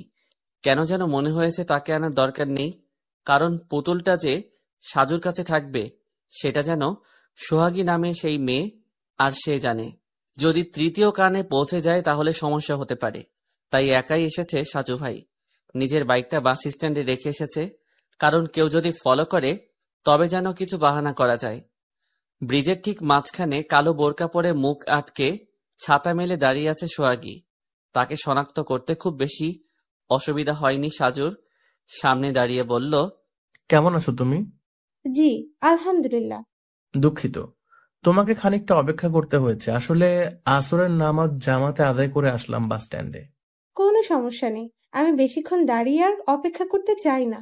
আপনাকে ওই পুতুলটা দিয়ে আমি চলে যাব, বাকি সব কথা মোবাইলে বলবো। পুতুল গ্রহণ করার আগে আমি তোমার কাছে কিছু প্রশ্ন করব, না হলে আমি পুতুল গ্রহণ করা থেকে বিরত থাকব। কারণটা খুবই স্বাভাবিক। আচ্ছা, বলেন। লিমনের বাবা পুতুলটা দেবার সময় তোমাকে কি বলেছিল? নিশ্চয়ই কিছু না কিছু বলে গিয়েছিল, এমনি এমনি সে দিয়ে আসেনি। আমি এগুলো বিস্তারিত মোবাইলে বলবো। সে অনেক কথা সাজু ভাই, প্লিজ কিছু মনে করবেন না দয়া করে। তোমাকে আমি কতটা বিশ্বাস করতে পারি? যদি তুমি আমার সঙ্গে কোনো গেম খেলতে যাও তবে কি পরিণাম হবে জানো? আপনি ভুল বুঝবেন না, আঙ্কেল এটা দেবার সময় আমাকে বলেছিলেন। তুমি তো আমার লিমনকে খুব ভালোবাসো। যদি বেঁচে থাকি তাহলে তোমাকেই আমার ছেলের বউ করব। আর যদি মারা যায় তাহলে তোমরা যেভাবেই হোক তোমার মা বাবাকে রাজি করিয়ে বিয়ে করবে। তারপর ব্যাগ থেকে পুতুলটা বের করে বলেন যে, এটা হচ্ছে স্বর্ণের পুতুল। তোমাদের দুজনের উজ্জ্বল এক ভবিষ্যৎ তৈরি হবে। আমি বললাম, কিন্তু আমাকে কেন দিচ্ছেন? এটার পিছনে অনেক শত্রুদের নজর পড়েছে। সারাক্ষণ এটা নিয়ে বিপদে আছি, তাই তোমার কাছে রাখতে চাই। যদিও মাটির নিচে কিংবা কোথাও রাখতে পারি, কিন্তু যদি সঠিক সময়ে না থাকি তাহলে তো তোমরা এর সন্ধান করতে পারবে না। তুমি যত্ন করে রেখো। আঙ্কেল তাহলে নিজের সব বিপদ অনুভব করতে পেরেছিল, কিন্তু তার ভুল ছিল তিনি এটা অন্য কারো কাছ থেকে এনে নিজের স্বার্থপরের মতো ভোগ করতে চেয়েছিলেন। আপনি এটা নিয়ে যান সাজু ভাই, না হলে আমি সবসময় আতঙ্কে থাকবো। তুমি যে এটা আমার কাছে দিচ্ছ সেটা পৃথিবীর কাউকে বলার দরকার নেই, এমনকি লিমনের কাছেও তুমি বলবে না, কারণ লিমন নিজে এখন অপরাধী হয়ে গেছে। আমি কাউকে বলবো না, তবে আপনার কাছে একটা অনুরোধ রইল, লিমনকে যেভাবেই হোক বাঁচিয়ে দেবেন। আমি ওকে চাই। চেষ্টা করব, কিন্তু সে গতকাল রাতে তার বন্ধু তৌহিদকে খুন করেছে। আমি আজকে সেখানে যেতাম, কিন্তু তোমার জন্য যাইনি। আগামীকাল সকালে খুলনায় সেই মেসে যাব। ভালো থাকবেন সাজু ভাই। তুমিও। পুতুল নিয়ে আবারও রিক্সা করে ফিরোজপুরের পুরাতন বাস স্ট্যান্ডে এসে নিজের বাইক নিয়ে সরাসরি চলে এলো সাজু ভাই। তাদের গ্রামের স্থানীয় বাজারে যখন এসেছে তখন বাজারের মসজিদে মাগরিবের নামাজ শুরু হয়ে গেছে, তাই তাড়াতাড়ি অজু করে নামাজ পড়তে গেল। নামাজ শেষ করে বাজার থেকে রাজুকে নিয়ে বাড়িতে ফিরল সাজু। রাজু তার দায়িত্ব পালন রেখেছে। সাজু ভাই মোবাইলের ডাটা চালু করে কিছুক্ষণ অনলাইনে হাঁটাহাঁটি করছে। হঠাৎ করে চোখে পড়লো বেশ কিছু মেসেজ রিকোয়েস্ট জমা হয়ে গেছে। গতকালও ছিল। লেখালেখির জন্য অনেকেই মেসেজ করে। সাজু সময় নিয়ে তাদের সঙ্গে গল্প করতে পছন্দ করে। অনেকে অনেক কিছু জিজ্ঞেস করে। সাজুর রিলেশনশিপ স্ট্যাটাস ডিভোর্স দেখে অনেক প্রশ্ন করে। সাজুর সে জবাব দিতে মাঝে মাঝে খুব বিরক্ত লাগে, তবুও সে যতটুকু সম্ভব রিপ্লাই করে। এক এক করে মেসেজ রিকোয়েস্ট চেক করে হঠাৎ সাদিকুল ইসলাম তৌহিদ আইডি থেকে থমকে গেল। অনেক মেসেজ দিয়েছে, তাও 26 ঘন্টা আগে, তার মানে গতকাল সন্ধ্যাবেলা। সাজু ভাই হঠাৎ করে লাইন কেটে গেল আর আপনার নাম্বার বন্ধ আপনার কাছে, তাই মেসেজ করতে বাধ্য হলাম। আশা করি আপনার দৃষ্টিতে পড়বে। আমি ভুল করেছি সাজু ভাই। সেদিন রাতে লিমন মনিরুল ভাইয়ের বাসায় মাটি খুঁড়ে বের হয়নি, আমি মাটি খুঁড়ে বের হয়েছিলাম। তবে তার আগেই লিমনকে অজ্ঞান করেছিলাম, আর সবকিছুর ব্যবস্থা করেছিল বাইরে থেকে অজ্ঞাত 3টা মানুষ। আমি তাদের চিনি না, কিন্তু আমার ছাত্র জীবনে 5 লাখ টাকার মালিক হবার লোভ সংবরণ করতে পারিনি, যার জন্য এখন জীবন নিয়ে ঝুঁকিতেছি। তাই নিজের খানিকটা ভুলের কারণে লিমন বিপদে পড়েছে আর আমি হলাম পাপী। মনির ভাইকে খুন করেছে বাইরের কিছু মানুষ। আর লিমন তখন অজ্ঞান ছিল। খুনের মধ্যে লিমনের এলাকার চেয়ারম্যান সাহেবের হাত আছে। আর বাকিটা শেষ করার আগেই সাজুর দাদি মোবাইল টান দিয়ে নিয়ে গেল। সাজু অসহায় হয়ে তাকিয়ে রইল। আর দাদি বলল, কতক্ষণ ধরে চা খেতে ডাকছি, সব সময় শুধু মাথা ব্যথা বলে চেঁচামেচি করো, আর মোবাইলের দিকে এত তাকিয়ে থাকো কেন? তাড়াতাড়ি চা শেষ করো, না হলে ঠান্ডা হয়ে যাবে। গুরুত্বপূর্ণ একটা খবর পড়ছি দাদি। আগে চা, তারপর গুরুত্বপূর্ণ সব কিছু। বাধ্য হয়ে সাজুভাই সামনে রাখা প্লেট থেকে দুটো বিস্কুট তুলে নিল। রাজুর দিকে তাকিয়ে বলল, শুরু করো রাজু। এদিকে মাগরিবের একটু পরে নিজের বিছানায় শুয়েছিল লিমন, আর তখনই নিজামুদ্দিন রুমের মধ্যে প্রবেশ করলো। লিমন আস্তে করে বিছানায় উঠে বসলো। নিজামুদ্দিন বলল, আজকে রাতে তোমার এলাকার চেয়ারম্যানকে চিরনিদ্রায় শায়িত করতে হবে। তিনিও তোমার মা বাবার সঙ্গে জড়িত। তোমাকে চেয়ারম্যান বাড়ি পর্যন্ত পৌঁছে দেওয়া হবে। তারপর তুমি কিভাবে খুন করে ফিরে আসবে সেটা তোমার দায়িত্ব। আর যদি উল্টোপাল্টা কিছু করো তাহলে কিন্তু তোমার জন্য জেলের দরজা খোলা। লিমন শুধু বলল, চেয়ারম্যানকেও খুন করতে হবে? হ্যাঁ, চেয়ারম্যানকে খুন করতে হবে, না হলে তো তোমার মা বাবার মৃত্যুর জন্য দায়ী অপরাধীদের শাস্তি সম্পন্ন হবে না। তুমি তো নিজের হাতে খুনের সঙ্গে জড়িত সবাইকে খুন করতে চাও, আর সেই ব্যবস্থা আমরা তোমাকে করে দিচ্ছি। কিন্তু এত কিছু করে আপনাদের লাভ কি? আমি আপনাদের কেউ না, কিন্তু তবুও আপনারা আমার সহযোগিতা করছেন কেন? পৃথিবীতে স্বার্থ ছাড়া কেউ কিছু করে না। বাচ্চা যদি কান্না না করে তবে কিন্তু মা কখনো দুধ পান করায় না। হ্যাঁ, আমাদের কিছু স্বার্থ আছে। কিসের স্বার্থ আমি কি জানতে পারি? তোমার বাবার কাছে একটা স্বর্ণের পুতুল ছিল, সেটা এখন কোথায় আছে সেই তথ্য তোমাকে খুঁজে বের করতে হবে। তবে সেটা এখন নয়, তুমি আগে তোমার মা বাবার মৃত্যুর জন্য দায়ী সকল অপরাধী খুন করবা, তারপর। একের পর এক হত্যা করাচ্ছেন আপনারা।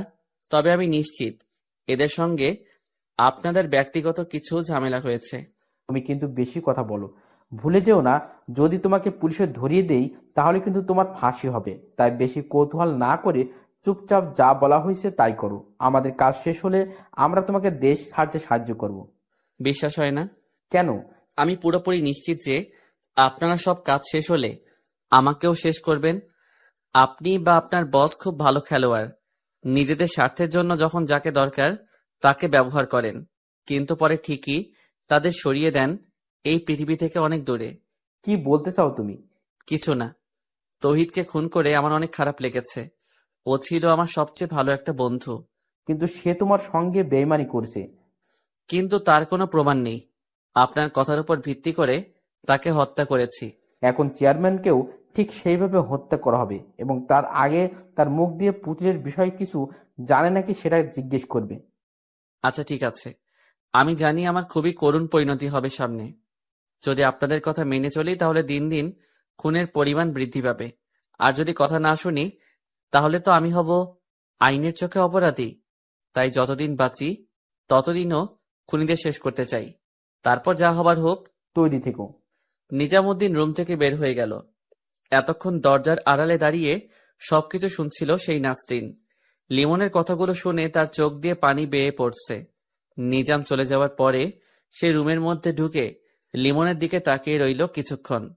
কিছু বলবে? অনেক কিছু বলতে চাই। আমি বললেই কি তুমি আমার কথা শুনবে? বলে তো দেখতে পারো, তাই না? তুমি ওদের কথা মতো খুন না করে এখান থেকে পালিয়ে যাও, প্লিজ প্লিজ। কেন? তুমি খুব ভালো একটা ছেলে, পড়াশোনা করে অনেক ভালো ভবিষ্যৎ তোমার সামনে, কিন্তু এই ভাগ্যের উত্থান পতনের জন্য আজ তুমি কতটা খারাপ হয়ে গেলে। তাই তোমার কাছে অনুরোধ রইল, তুমি যখন বের হবে তখন যশোর থেকে বর্ডার পার হয়ে ইন্ডিয়া চলে যাও।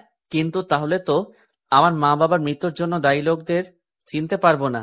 সবাই তখন দিব্যি সুন্দর জীবনযাপন করবে। কিন্তু যেখানে আমার মা বাবা মারা গেছে সেখানে আমাকেই পালিয়ে যেতে হবে। নিজের জীবন বিপদে না ফেলে সেটাই করতে হবে লিমন। জানি না, তোমার দিকে তাকালে কেন যেন খুব কষ্ট লাগে। আচ্ছা চলো না, তুমি আর আমি পরিকল্পনা করে পালিয়ে যাই। দেশ ছেড়ে ভারতে গিয়ে কোনো একটা প্রদেশে জীবন পার করে দেব।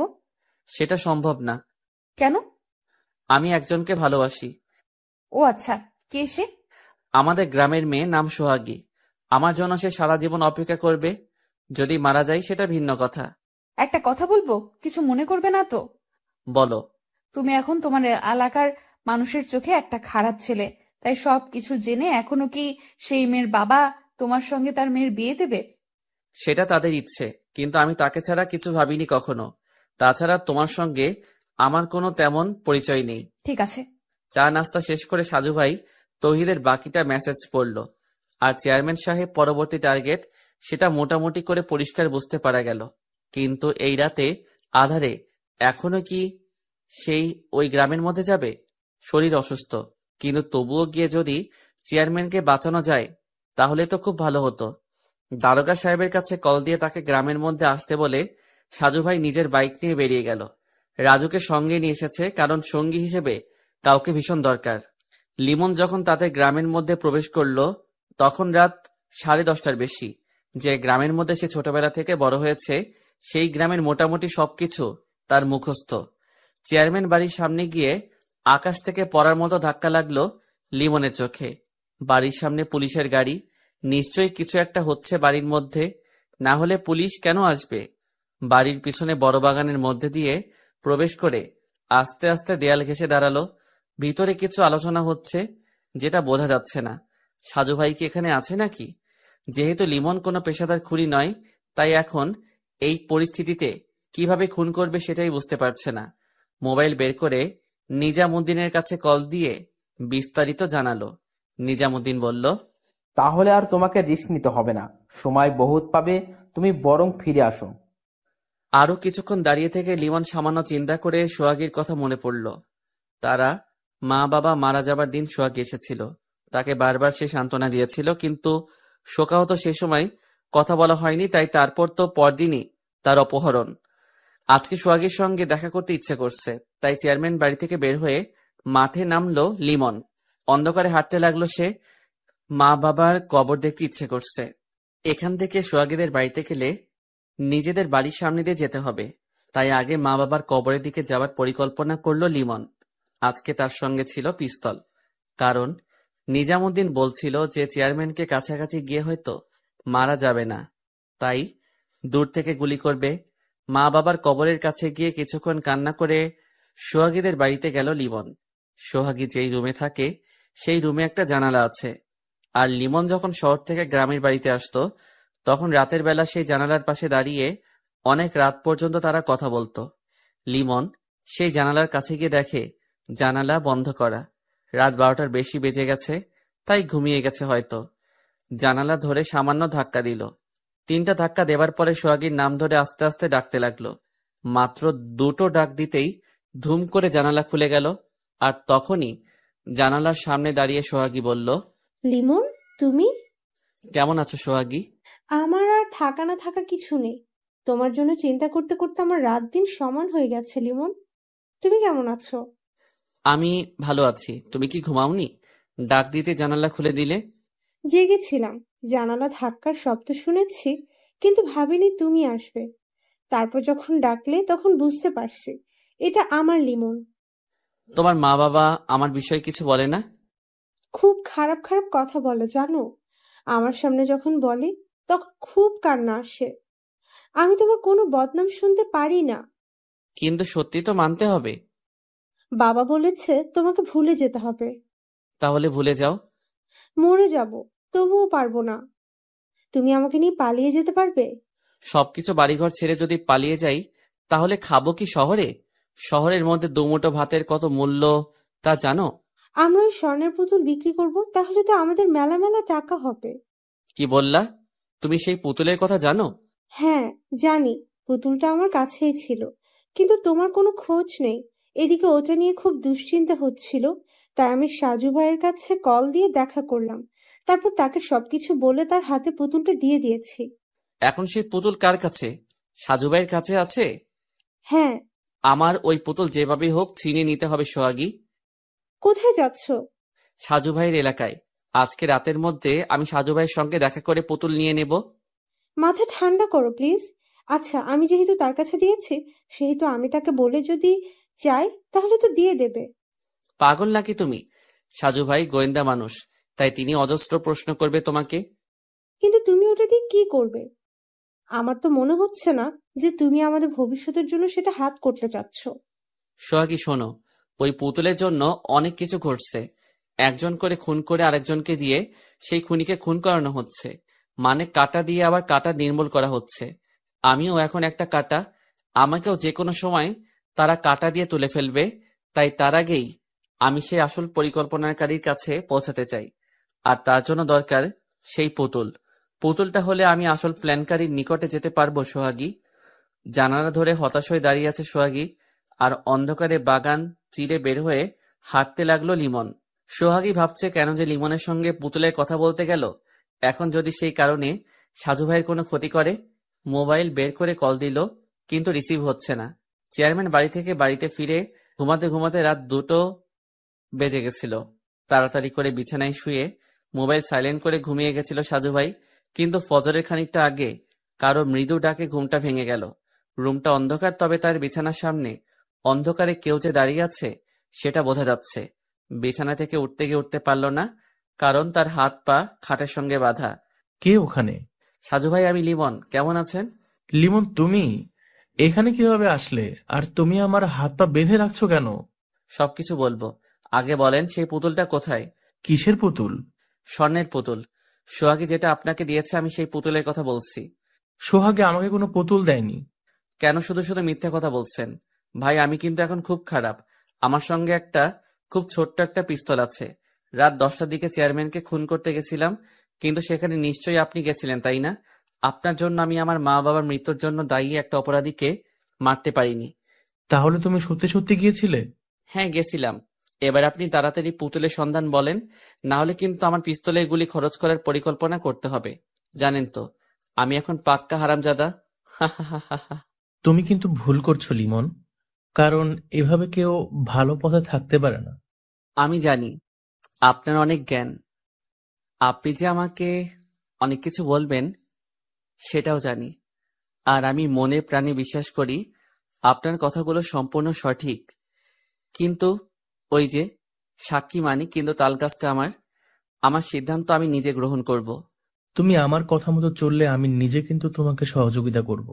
ভুলে যেও না যে তোমার উপকার করতে আমি এসেছি। আপনি বড্ড কথা ঘোরাচ্ছেন সাজু ভাই। সময় থাকতে তাড়াতাড়ি বলেন পুতুল কোথায়, কারণ একটু পরে আকাশ পরিষ্কার হবে, তখন কিন্তু আমি ফিরতে পারবো না। আমি কিছুতেই তোমাকে সেই পুতুলের সন্ধান দেব না লিমন। ঠিক আছে, আমি খুঁজে বের করব। লিমন তখন চারিদিকে খুঁজতে লাগলো। রুমের মধ্যে সবকিছু ওলট পালট করে তন্ন তন্ন করে সে পুতুল খুঁজতে মরিয়া হয়ে গেল। প্রায় 20 মিনিট খোঁজার পরে হঠাৎ করে রুমের মধ্যে বাথরুমের ফলছাদে চোখ গেল। সাজু ভাই রুমের সঙ্গে অ্যাডজাস্ট বাথরুম আছে, আর তারই ছাদে উঠে গেল লিমন। তারপর একটু পরে সেখান থেকে কালো কাপড়ে মোড়ানো পুতুলটা নিয়ে বেরিয়ে এলো লিমন। খবরদার, ওটা তুমি সঙ্গে করে নেবে না, তাহলে কিন্তু আমার চেয়ে বেশি খারাপ আর কেউ হবে না। আচ্ছা ঠিক আছে সাজু ভাই, আপনি যা ইচ্ছে তাই করতে পারেন। একটা কথা বলবো লিমন? বলেন ভাই। পুতুলটা রেখে যাও। আসি ভাই, বেয়াদবি ক্ষমা করবেন, আর আমার অপরাধ নিবেন না। সাজু ভাইকে সেভাবেই বেঁধে রেখে রুম থেকে বের হয়ে গেল লিমন। ড্রয়িং রুমে সাজুর দাদা এখনো বসে আছে। লিমন তাকে দেখে বলল, ধন্যবাদ দাদু। ভূত দেখার মতো চমকে গেল লিমন। তারপর বলল, কে আপনি? আর ঘরের মধ্যে কিভাবে প্রবেশ করলেন আপনি? আপনি একটু আগে বাইরে গেলেন, তখনই আমি ঢুকেছি, আর সেজন্য আপনাকে অনেক ধন্যবাদ। আপনি বরং তাড়াতাড়ি গিয়ে সাজু ভাইয়ের বাঁধন খুলে দেন। তাকে বেঁধে রেখেছি, কিন্তু সত্যি বলছি কোনো ক্ষতি করিনি। হাতে পিস্তল ঘোরাতে ঘোরাতে দরজা খুলে বের হয়ে গেল লিমন। আর সোফা চেয়ার থেকে লাফ দিয়ে উঠেই সাজুর রুমে গেল দাদা। রুমের মধ্যে গিয়ে তাড়াতাড়ি কান্নাজড়িত কণ্ঠে বাঁধন খুলতে লাগলো। হাতের বাঁধন থেকে মুক্তি পেয়ে সাজু ভাই বাড়ির সামনে গিয়ে চুপচাপ দাঁড়িয়ে রইল। ছোট্ট একটা মুচকি হাসি দিয়ে আস্তে আস্তে রুমে প্রবেশ করলো। সাজুর মুখের হাসি দেখে অবাক হয়ে তাকিয়ে রইল তার দাদা। ফজরের নামাজ পড়ে সাজু ভাই মোবাইল বের করে দারোগার কাছে কল দিল। দারোগা সাহেব নিজেও তখন ফজরের নামাজ পড়ে মাত্র চায়ের জন্য বসে অপেক্ষা করছিল। আসসালামু আলাইকুম সাজু সাহেব। জি, ওয়ালাইকুম আসসালাম। কেমন আছেন দারোগা সাহেব? গতকাল রাতে বাসায় ফিরতে তো রাত পেরিয়ে গেল, চোখে এখনো ঘুম টলমল করে।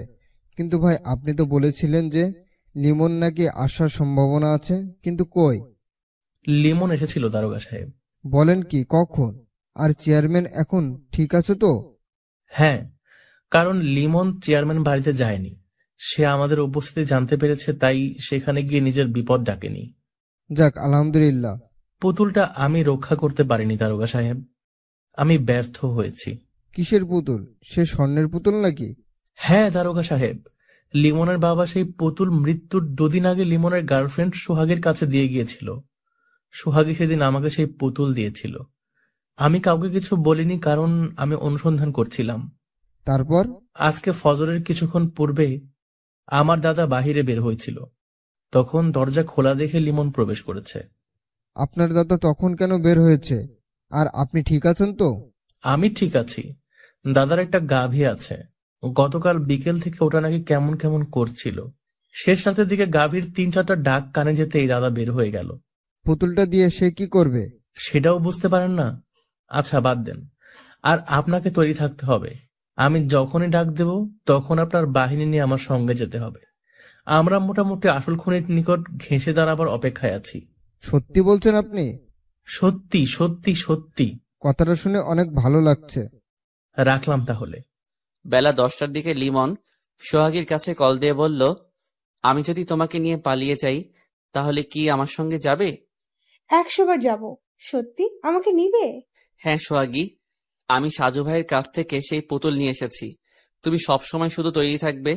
যে কোনো সময় আমরা দুজন মিলে এই শহর গ্রাম ছেড়ে বহু দূর চলে যাব। তুমি এখন কোথায়? যেখানে ছিলাম, যাদের কথায় তৌহিদকে খুন করেছি, সেই তাদের কাছে আছি। ওরা তোমাকে কিছু করবে না তো? জানি না, তবে করতে পারে। কারণ সেই পুতুল যেহেতু আমার কাছে, তাই বিপদ আমার পাশেই ঘোরাঘুরি করবে। কেন ওদের কাছে ফিরে গেলে? কিছু অসমাপ্ত কাজ এখনো বাকি আছে, তাই সেগুলো শেষ করতে হবে। কবে শেষ হবে? আমি পুতুল নিয়ে এসেছি, সেটা শুনে নিশ্চয়ই আসল গুটিবাজ সামনে আসতে পারে। তখন নিজের জীবনের পরোয়া না করে ওকে তো আমি বিনাশ করবই করব। সাবধানে থেকো, আমার খুব ভয় করছে। রুমের মধ্যে বিছানায় শুয়ে আছে লিমন। গতকাল রাতে ঘুমাতে পারিনি, তাই চোখ ভর্তি ঘুম ঘনিয়ে আসছে। চোখের উপর হাত দিয়ে বিছানায় শুয়েছিল। এমন সময় রুমের মধ্যে নিজামুদ্দিন ও আরো 4জন প্রবেশ করলো। তুমি নাকি পুতুল নিয়ে আসছো লিমন? সেই পুতুল কোথায়? আপনি জানলেন কিভাবে? তোমার কি ধারণা যে আমরা কোনো খবর রাখি না, তাই না? তা ঠিক আছে, কিন্তু কোনো কিন্তু নেই, বলো পুতুল কোথায়? লিমনের কাছে বারবার জিজ্ঞাসা করার পরও যখন পুতুলের হদিস পাওয়া গেল না, তখন নিজামুদ্দিনের আদেশে লিমনকে বাধা হলো। এতটা দ্রুত হয়ে গেল যে লিমন তার সঙ্গে থাকা পিস্তল ব্যবহার করা বা বের করার সুযোগ পেল না। বেলকুনিতে দাঁড়িয়ে গভীর মনোযোগ দিয়ে বাইরের বকুল গাছটার দিকে তাকিয়ে আছে সাজু ভাই। বকুল গাছটার ডালে একটা রঙিন পাখি, পাখির নামটা মনে আসছে না। রহস্যের গন্ধ ক্রমেশ তার নাকের সামনে উপস্থিত, কিন্তু সবটা সাজিয়ে যে কিভাবে প্রকাশ করা যায় সেটাই ভাবছে। দাদু, একটা কথা জিজ্ঞেস করব? হ্যাঁ দাদা, করো। ভোরবেলা ওই ছেলেটার পিছনে বাইক নিয়ে না গিয়ে মুস্কি হাসি দিয়ে বসে রইলি কেন? দাদা যান, ওই ছেলে একটা স্বর্ণের পুতুল নিতে এসেছিল আমার কাছে। কি? হ্যাঁ, সেদিন লিমনের নানা যেই পুতুলের কথা বলেছিল সেটা আমার কাছে ছিল। আজকে সেই পুতুল নিয়ে গেল ঠিকই, কিন্তু সেটা আসল পুতুল নয়। মানে? আমি আগেই ধারণা করেছিলাম, যেহেতু লিমনের গার্লফ্রেন্ডের হাত থেকে পুতুল আমার কাছে এসেছে, সেহেতু এ কথা অবশ্যই জানাজানি হবে। তাই একটা নকল পুতুল আমি সংগ্রহ করে নিজের কাছে রেখেছি। আর আসল পুতুল তোমাদের ঘরে, অর্থাৎ দাদির পুরাতন পুটলির মধ্যে। আচ্ছা, বুঝতে পারছি, কিন্তু নকল পুতুল দেখে কি ওরা বুঝতে পারবে না? মানে দেখতে কি একই রকম নাকি? না দাদা, পুতুল দুটোই আলাদা। আর লিমন বা সেই মূল পরিকল্পনাকারী কিন্তু সেই পুতুল আগে দেখেনি। আর লিমনের পেছনে পেছনে বাইক নিয়ে তাড়া করিনি, কারণ ওই নকল পুতুল যেখানে থাকবে সেই স্থানের লোকেশন আমি দেখতে পারবো। কিভাবে? পরে বলবো দাদা যান, এখন একটু ভাবতে হবে, তাই পরে কথা বলবো। লিমন বিছানায় হাত পা বাঁধা অবস্থায় পড়ে আছে আর মনে মনে হাসছে। কয়েক ঘন্টা আগেই সে সাজু ভাইকে এভাবেই বেঁধে রেখেছিল, আর এখন সে নিজেই বন্দী। নিজামুদ্দিন বারবার তাকে পুতুলের কথা জিজ্ঞেস করছে, আর লিমন শুধু বারবার মাথা নেড়ে না বলছে। হঠাৎ করে দরজা খুলে কালো টি শার্ট পরে একটা ছেলে প্রবেশ করলো। মুহূর্তের মধ্যে হাতের পিস্তল নিজামুদ্দিনের দিকে তাক করে পরপর 3টা গুলি করলো। নিজামুদ্দিন আস্তে আস্তে নিস্তেজ হয়ে ঢলে পড়লেন। কালো টি শার্ট পরা লোকটা বিড়বিড় করে তখন বলল, ক্ষমা করবেন নিজাম ভাই, বসের সঙ্গে আপনার বেইমানি করতে চেয়েছিলেন, তাই বসের নির্দেশে আপনাকে মারতে বাধ্য হলাম। নিজামের লাশের দিকে এক দৃষ্টিতে তাকিয়ে রইল লিমন। তারপর স্বাভাবিকভাবে মাথা উঁচু করে ডান পাশে দেয়ালের দিকে তাকিয়ে রইল। দুজন ব্যক্তি এসে নিজামের লাশ নিয়ে গেল। আর সেই খুনিটা তখন লিমনকে বলল, তোমার সঙ্গে দেখা করার জন্য আমাদের বস এখানে আসছেন, তুমি তার সঙ্গে কথা বলতে প্রস্তুত থেকো। আচমকা শক্ত হয়ে লোকটার দিকে অবাক হয়ে তাকালো লিমন। তার চোখে মুখে স্পষ্ট আশ্চর্য হবার ছাপ। সত্যি সত্যি কি তিনি আসবেন, নাকি তার পরিবর্তে অন্য কাউকে পাঠাবে? বস নিজেই আসবে, কিন্তু তার আগে তোমার চোখে কালো কাপড় দিয়ে বাঁধা হবে। চোখ বাঁধা হবে কেন? কারণ তিনি তোমার পরিচিতি। আরো কিছুটা বিচলিত হয়ে লোকটার মুখের দিকে তাকিয়ে রইল। যদি পরিচিত কেউ হয় তবে আজকে কেন সামনে আসবে? তাহলে কি তিনিও পুতুলের লোভে? পুতুল তার কাছে জেনে তিনি সামনে আসতে যাচ্ছেন। কিন্তু কিভাবে জানলো যে পুতুল লিমনের কাছে? লিমন তো শুধু সোহাগীর কাছে সকালবেলা বলেছিল। তাহলে কি? আরো ঘন্টাখানিক পরে লিমনের চোখ সত্যি সত্যি বেঁধে দিল। কিছুক্ষণ পর রুমের মধ্যে নতুন কারো আগমন অনুভব করলো। নতুন কেউ প্রবেশ করেছে সেটা বুঝতে পারছে, কারণ আলাদা একটা ঘ্রাণ আসছে নাকের ডগায়। লিমন নিজেই বলল, আপনি তাহলে আমার সামনে এসেই গেলেন? তা বলেন, আমি আপনার জন্য কি করতে পারি? গম্ভীর কণ্ঠে জবাব এলো। এতদিনে তোমারও নিশ্চয়ই ধারণা হয়ে গেছে যে এত কিছুর পিছনে কোনো জিনিস দায়ী হতে পারে। কণ্ঠ বেশ পরিচিত, ঠিক মনে আসছে না। লিমন কিছু বলার চেয়ে চুপ করে কণ্ঠ শুনে চিনতে চেষ্টা করছে। অদৃশ্য থেকে আবারও বলল, কিছু বলছো না যে তুমি? বলো তো কারণ কি? চেয়ারম্যান সাহেব। হো হো হো হো, বাহ, চোখ বন্ধ তবুও তো বেশ চিনে গেছো আমাকে। বুদ্ধি আছে, সুপার। তাহলে কি আপনি সেই অদৃশ্য বস? রাজনীতি করতে গিয়ে অনেক কিছু শিখতে হয় লিমন। তোমার বাবাকে অনেক অনুরোধ করেছি পুতুলের জন্য, কিন্তু সে তো কথা শুনেনি। আচ্ছা বাদ দাও তো, এবার বলো সেই পুতুল কোথায়? না হলে তোমার মা বাবার মতো তুমিও। মেরে ফেলবেন? তাহলে পুতুল পাবেন? তোমার মা বাবার মৃত্যুর পরে কিন্তু পুতুলের সন্ধান ঠিকই বের হয়ে গেছে। তুমি মরলেও ওটা ঠিকই বের হবে।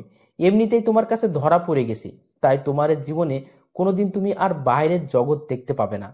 পুতুলের সন্ধান আমি দেব, কিন্তু আমার কিছু প্রশ্নের জবাব দিতে হবে। আমি জানি আমাকেও আপনি খুন করাবেন, কারণ এত কিছুর পরে যে আমাকে বাঁচিয়ে রেখে কোনো রিস্ক নেবেন না সেটা ভালো করে জানি। বেশ ভালো তোমার কথা। আমার মা বাবাকে খুন করেছে কে কে? নিজাম ছিল, আরো 3-4 জন ছিল, তবে তোমার চাচাতো ভাই মনিরুলও ছিল। মনির ভাই? হ্যাঁ, নিজাম ওরা গেলে তো তোমার বাবা দরজা খুলবে না, তাই মনিরুলের সাহায্য নিতে হয়েছে। মনিরুল তোমার বাবাকে ডেকে ঘরের মধ্যে প্রবেশ করার পথ সুগম করেছে। তাহলে মনির ভাইকে খুন করালেন কেন? সাক্ষীদের বাঁচিয়ে রাখতে নেই, তাহলে পরবর্তী সময়ে নিজের বিপদ হয়ে যায়। তবে তোমার বন্ধু তহিদকে এত সহজে রাজি করাতে পারবো সেটা ধারণা ছিল না। তৌহিদ? তোমার বাড়িতে সেদিন রাতে তহিদ নিজেই আগুন লাগিয়েছে। কথা ছিল তোমাকে সেখানে পুড়িয়ে ফেলা, কিন্তু তোমার আরেকটা বন্ধু আগে জাগ্রত হয়ে গেছিল, তাই তহিদ নিজেই চিৎকার করেছিল। তারপর মনিরুলের বাড়িতে তোমাকে অজ্ঞান করে মনিরুল খুন করে আমার লোকে, আর দোষ হয়ে যায় তোমার তোমার বাবার কবরের কাছে। সরি আব্বাজান, চিরকুট লিখে দিলাম। লিমন চুপচাপ। এবার বলো পুতুল কোথায়? তৌহিদ বেইমানি করেছে আমার সঙ্গে, কিন্তু সে তো আপনার কথা মতো চলছিল। 5 লাখ টাকার লোভ দিছিলাম, আর তহিদ নিজে ভয় পেয়েছে সাজু সাহেবকে দেখে, কিন্তু এ পরিকল্পনার মধ্যে সাজু সাহেব কিছুই করতে পারে নাই। সাজু ভাই খুবই অসুস্থ, না হলে ঠিকই এতদিনে সবকিছু বের করতে পারতেন। গতকাল রাতে তার কাছ থেকে পুতুল আনতে গিয়ে বুঝতে পারছি। কথা বেশি হয়ে যাচ্ছে, বলো পুতুল কোথায়? শেষ প্রশ্ন, নিজামকে সরালেন কেন? তুমি গতকাল রাতে আমাকে খুন করার জন্য কেন গিয়েছিলে? নিজামুদ্দিন বলেছিল তাই? তাহলে এবার ভাবো, আমার লোক হয়ে নিজাম আমাকে খুন করার জন্য তোমাকে পাঠায়। তার পরিকল্পনা ছিল তোমাকে দিয়ে আমাকে হত্যা করতে চাইবে, তারপর সে পুতুলটা ভোগ দখল করবে। কিন্তু আমার সঙ্গে চালাকি। আপনি গতকাল রাতে সাজু ভাইয়ের জন্যই বেঁচে গেছেন, না হলে ঠিকই এখন লাশ হয়ে মরার খাটে থাকতেন।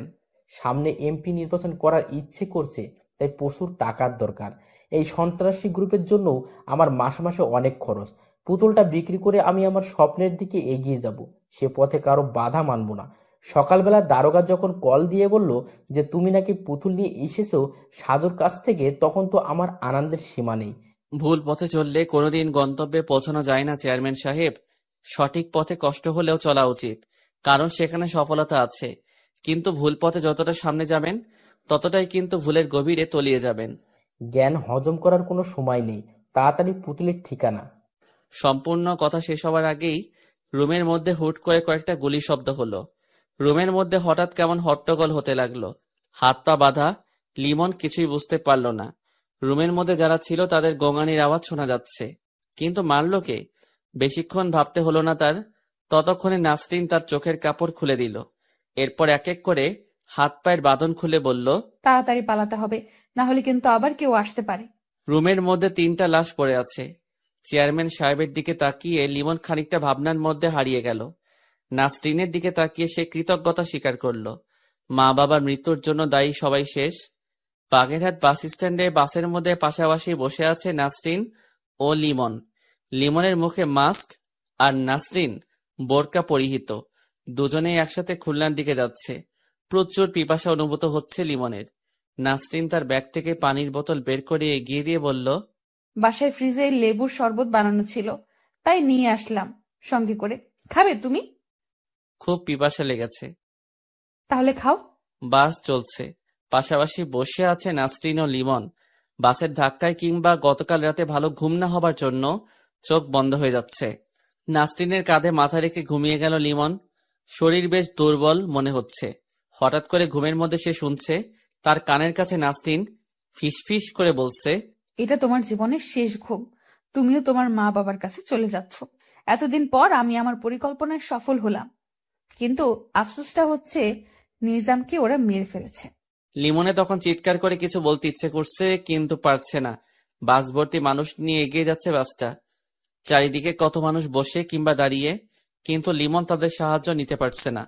তার মানে নাসরিন নিজেও পুতুলটা আত্মসাৎ করতে চেয়েছে। নিজামুদ্দিন আর সে একসঙ্গে আলাদা পরিকল্পনা করেছে। লিমন যখন চোখ মেলে তাকালো তখন সে শুয়ে আছে হাসপাতালের বিছানায়। তার সামনেই বসে আছে সাজু ভাই। একজন পুলিশও দাঁড়িয়ে আছে সাজু ভাইয়ের সঙ্গে। কি খবর লিমন? জি ভাই, আপনি এখানে? তুমি আমাকে হাত পা বেঁধে রেখে আসছো বলে তো আমি পিছিয়ে যেতে পারি না, তাই না? কিন্তু আমি কিভাবে পৌঁছলাম? হ্যাঁ, নাসরিন মেয়েটা এখন পুলিশের কাছে বন্দি আছে। তোমাকেও গ্রেফতার করা হবে। জানি। তুমি কি নাসরিনের চালাকি বুঝতে পারো নাই? কিরকম? ঝড়ে আম পড়ে, আর সেই আম বাইরের কেউ কুড়াতে আসলে যেমন হয় সেরকম। মানে? তুমি যে পুতুল আমার কাছ থেকে এনেছিলে সেই পুতুলটা নকল। আসল পুতুল এখনো আমার কাছেই আছে। আমি ওই নকল পুতুলের মধ্যে লোকেশন ট্র্যাকিং করার ছোট্ট মেশিন সেট করে দিয়েছিলাম, যদিও সেটা আমার ঘরে বসে তৈরি করা ছিল ডিজিটাল হাতঘড়ির মাধ্যমে। তারপর থেকে অপেক্ষায় ছিলাম ওটা কোথায় থাকে সেটা জানার জন্য। কিন্তু তুমি তো চালাকি করে ওটা বাস স্ট্যান্ডের অদূরে ডাস্টবিনের পাশে লুকিয়ে রেখেছিলে। হ্যাঁ সাজু ভাই, আমার ইচ্ছে ছিল ওদের হত্যা করে পালিয়ে চলে যাব, তাই এখানে রেখে গেছিলাম। তারপর নাসরিনের সঙ্গে এসে পুতুল বের করে দুজনেই বাসে উঠে বসলাম। কিন্তু নাসরিন নিজেও পুতুলের লোভে ছিল। তার কাছে প্রাথমিক জিজ্ঞাসা করে জানলাম যে সে আর নিজামুদ্দিন পরিকল্পনা করেছিল পুতুল নিজেরা দখল করবে, তারপর সেই পুতুল নিয়ে তারা পালিয়ে যাবে। মূলত তোমাকে চেয়ারম্যান সাহেব ও আইনের চোখে অপরাধী করে তারা নীরবে পালাতে চাইছে। কিন্তু কিন্তু সবকিছু আপনার জন্য ভেঙে গেল, কারণ সেদিন আপনি চেয়ারম্যান সাহেবের বাড়িতে পুলিশ নিয়ে গেলেন, আর আমি তাকে খুন করতে পারি নাই। চেয়ারম্যান জেনে গেল যে তাকেই নিজামুদ্দিন আমাকে দিয়ে হত্যা করতে চাই। হ্যাঁ, আর সেজন্য তার হুকুমে নিজামুদ্দিন খুন হয়ে গেল। এদিকে নাসরিন কিছু করতে পারছিল না, তাহলে তাকেও মরতে হবে। সেজন্যই নাসরিন সুযোগ খুঁজে বের করে, আর তোমার সঙ্গে তার কথা বলার সময় পেছন থেকে ঢুকে মুহূর্তের মধ্যে সবাইকে শুইয়ে দেয়। আমি নিজের জন্য ভাবছি না সাজু ভাই, কিন্তু তৌহিদের জন্য খুব খারাপ লাগছে। শত্রুদের সঙ্গে মিলে বেইমানি করেছে ঠিকই, কিন্তু তবুও কেন যেন খুব খারাপ লাগছে। তৌহিদ আমাকে অনেক কিছুই বলে গিয়েছিল। সেদিন বিকেলে আমার মোবাইল পুকুরে না পড়ে গেলে হয়তো তাকে বাঁচাতে পারতাম। মনিরুল আর তোমার বাড়ি আগুন লাগানোর কথা সে নিজে আমাকে লিখে জানিয়ে গেছে। আর সেই কারণে সেদিন রাতে চেয়ারম্যান সাহেবের বাড়ি গিয়েছিলাম। বুঝতে পারছি। তুমি বিশ্রাম করো, যা হবার তা হবে। আপাতত সুস্থ হয়ে ওঠো। সুস্থ হয়ে লাভ কি? 2 দিন পরে তো ফাঁসি হয়ে যাবে, কারণ আমি খুনি। সেটা না হয় আইন ঠিক করবে। সাজু ভাই বেরিয়ে গেল। লিমন আবার তার চোখ বন্ধ করে রাখলো।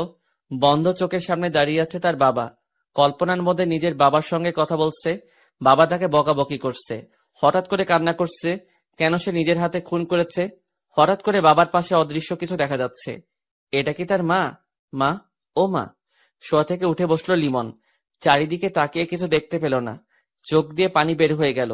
বাবার মুখটা স্মরণ করে বিড়বিড় করে বলল, আমি তোমার স্বপ্ন পূরণ করতে পারি নাই বাবা, আমাকে ক্ষমা করে দিও। সরি আব্বাজান। এভাবে শেষ হলো আরেকটি গল্প। আমাদের পাশে থাকার জন্য সকলকে ধন্যবাদ। আশা করি পরবর্তী গল্পে সকলের সাপোর্ট পাবো। আর গল্পটি কেমন হয়েছে অবশ্যই কমেন্ট করে জানাবেন এবং সকলেই নিয়মিত সালাত আদায় করবেন। আল্লাহ হাফেজ।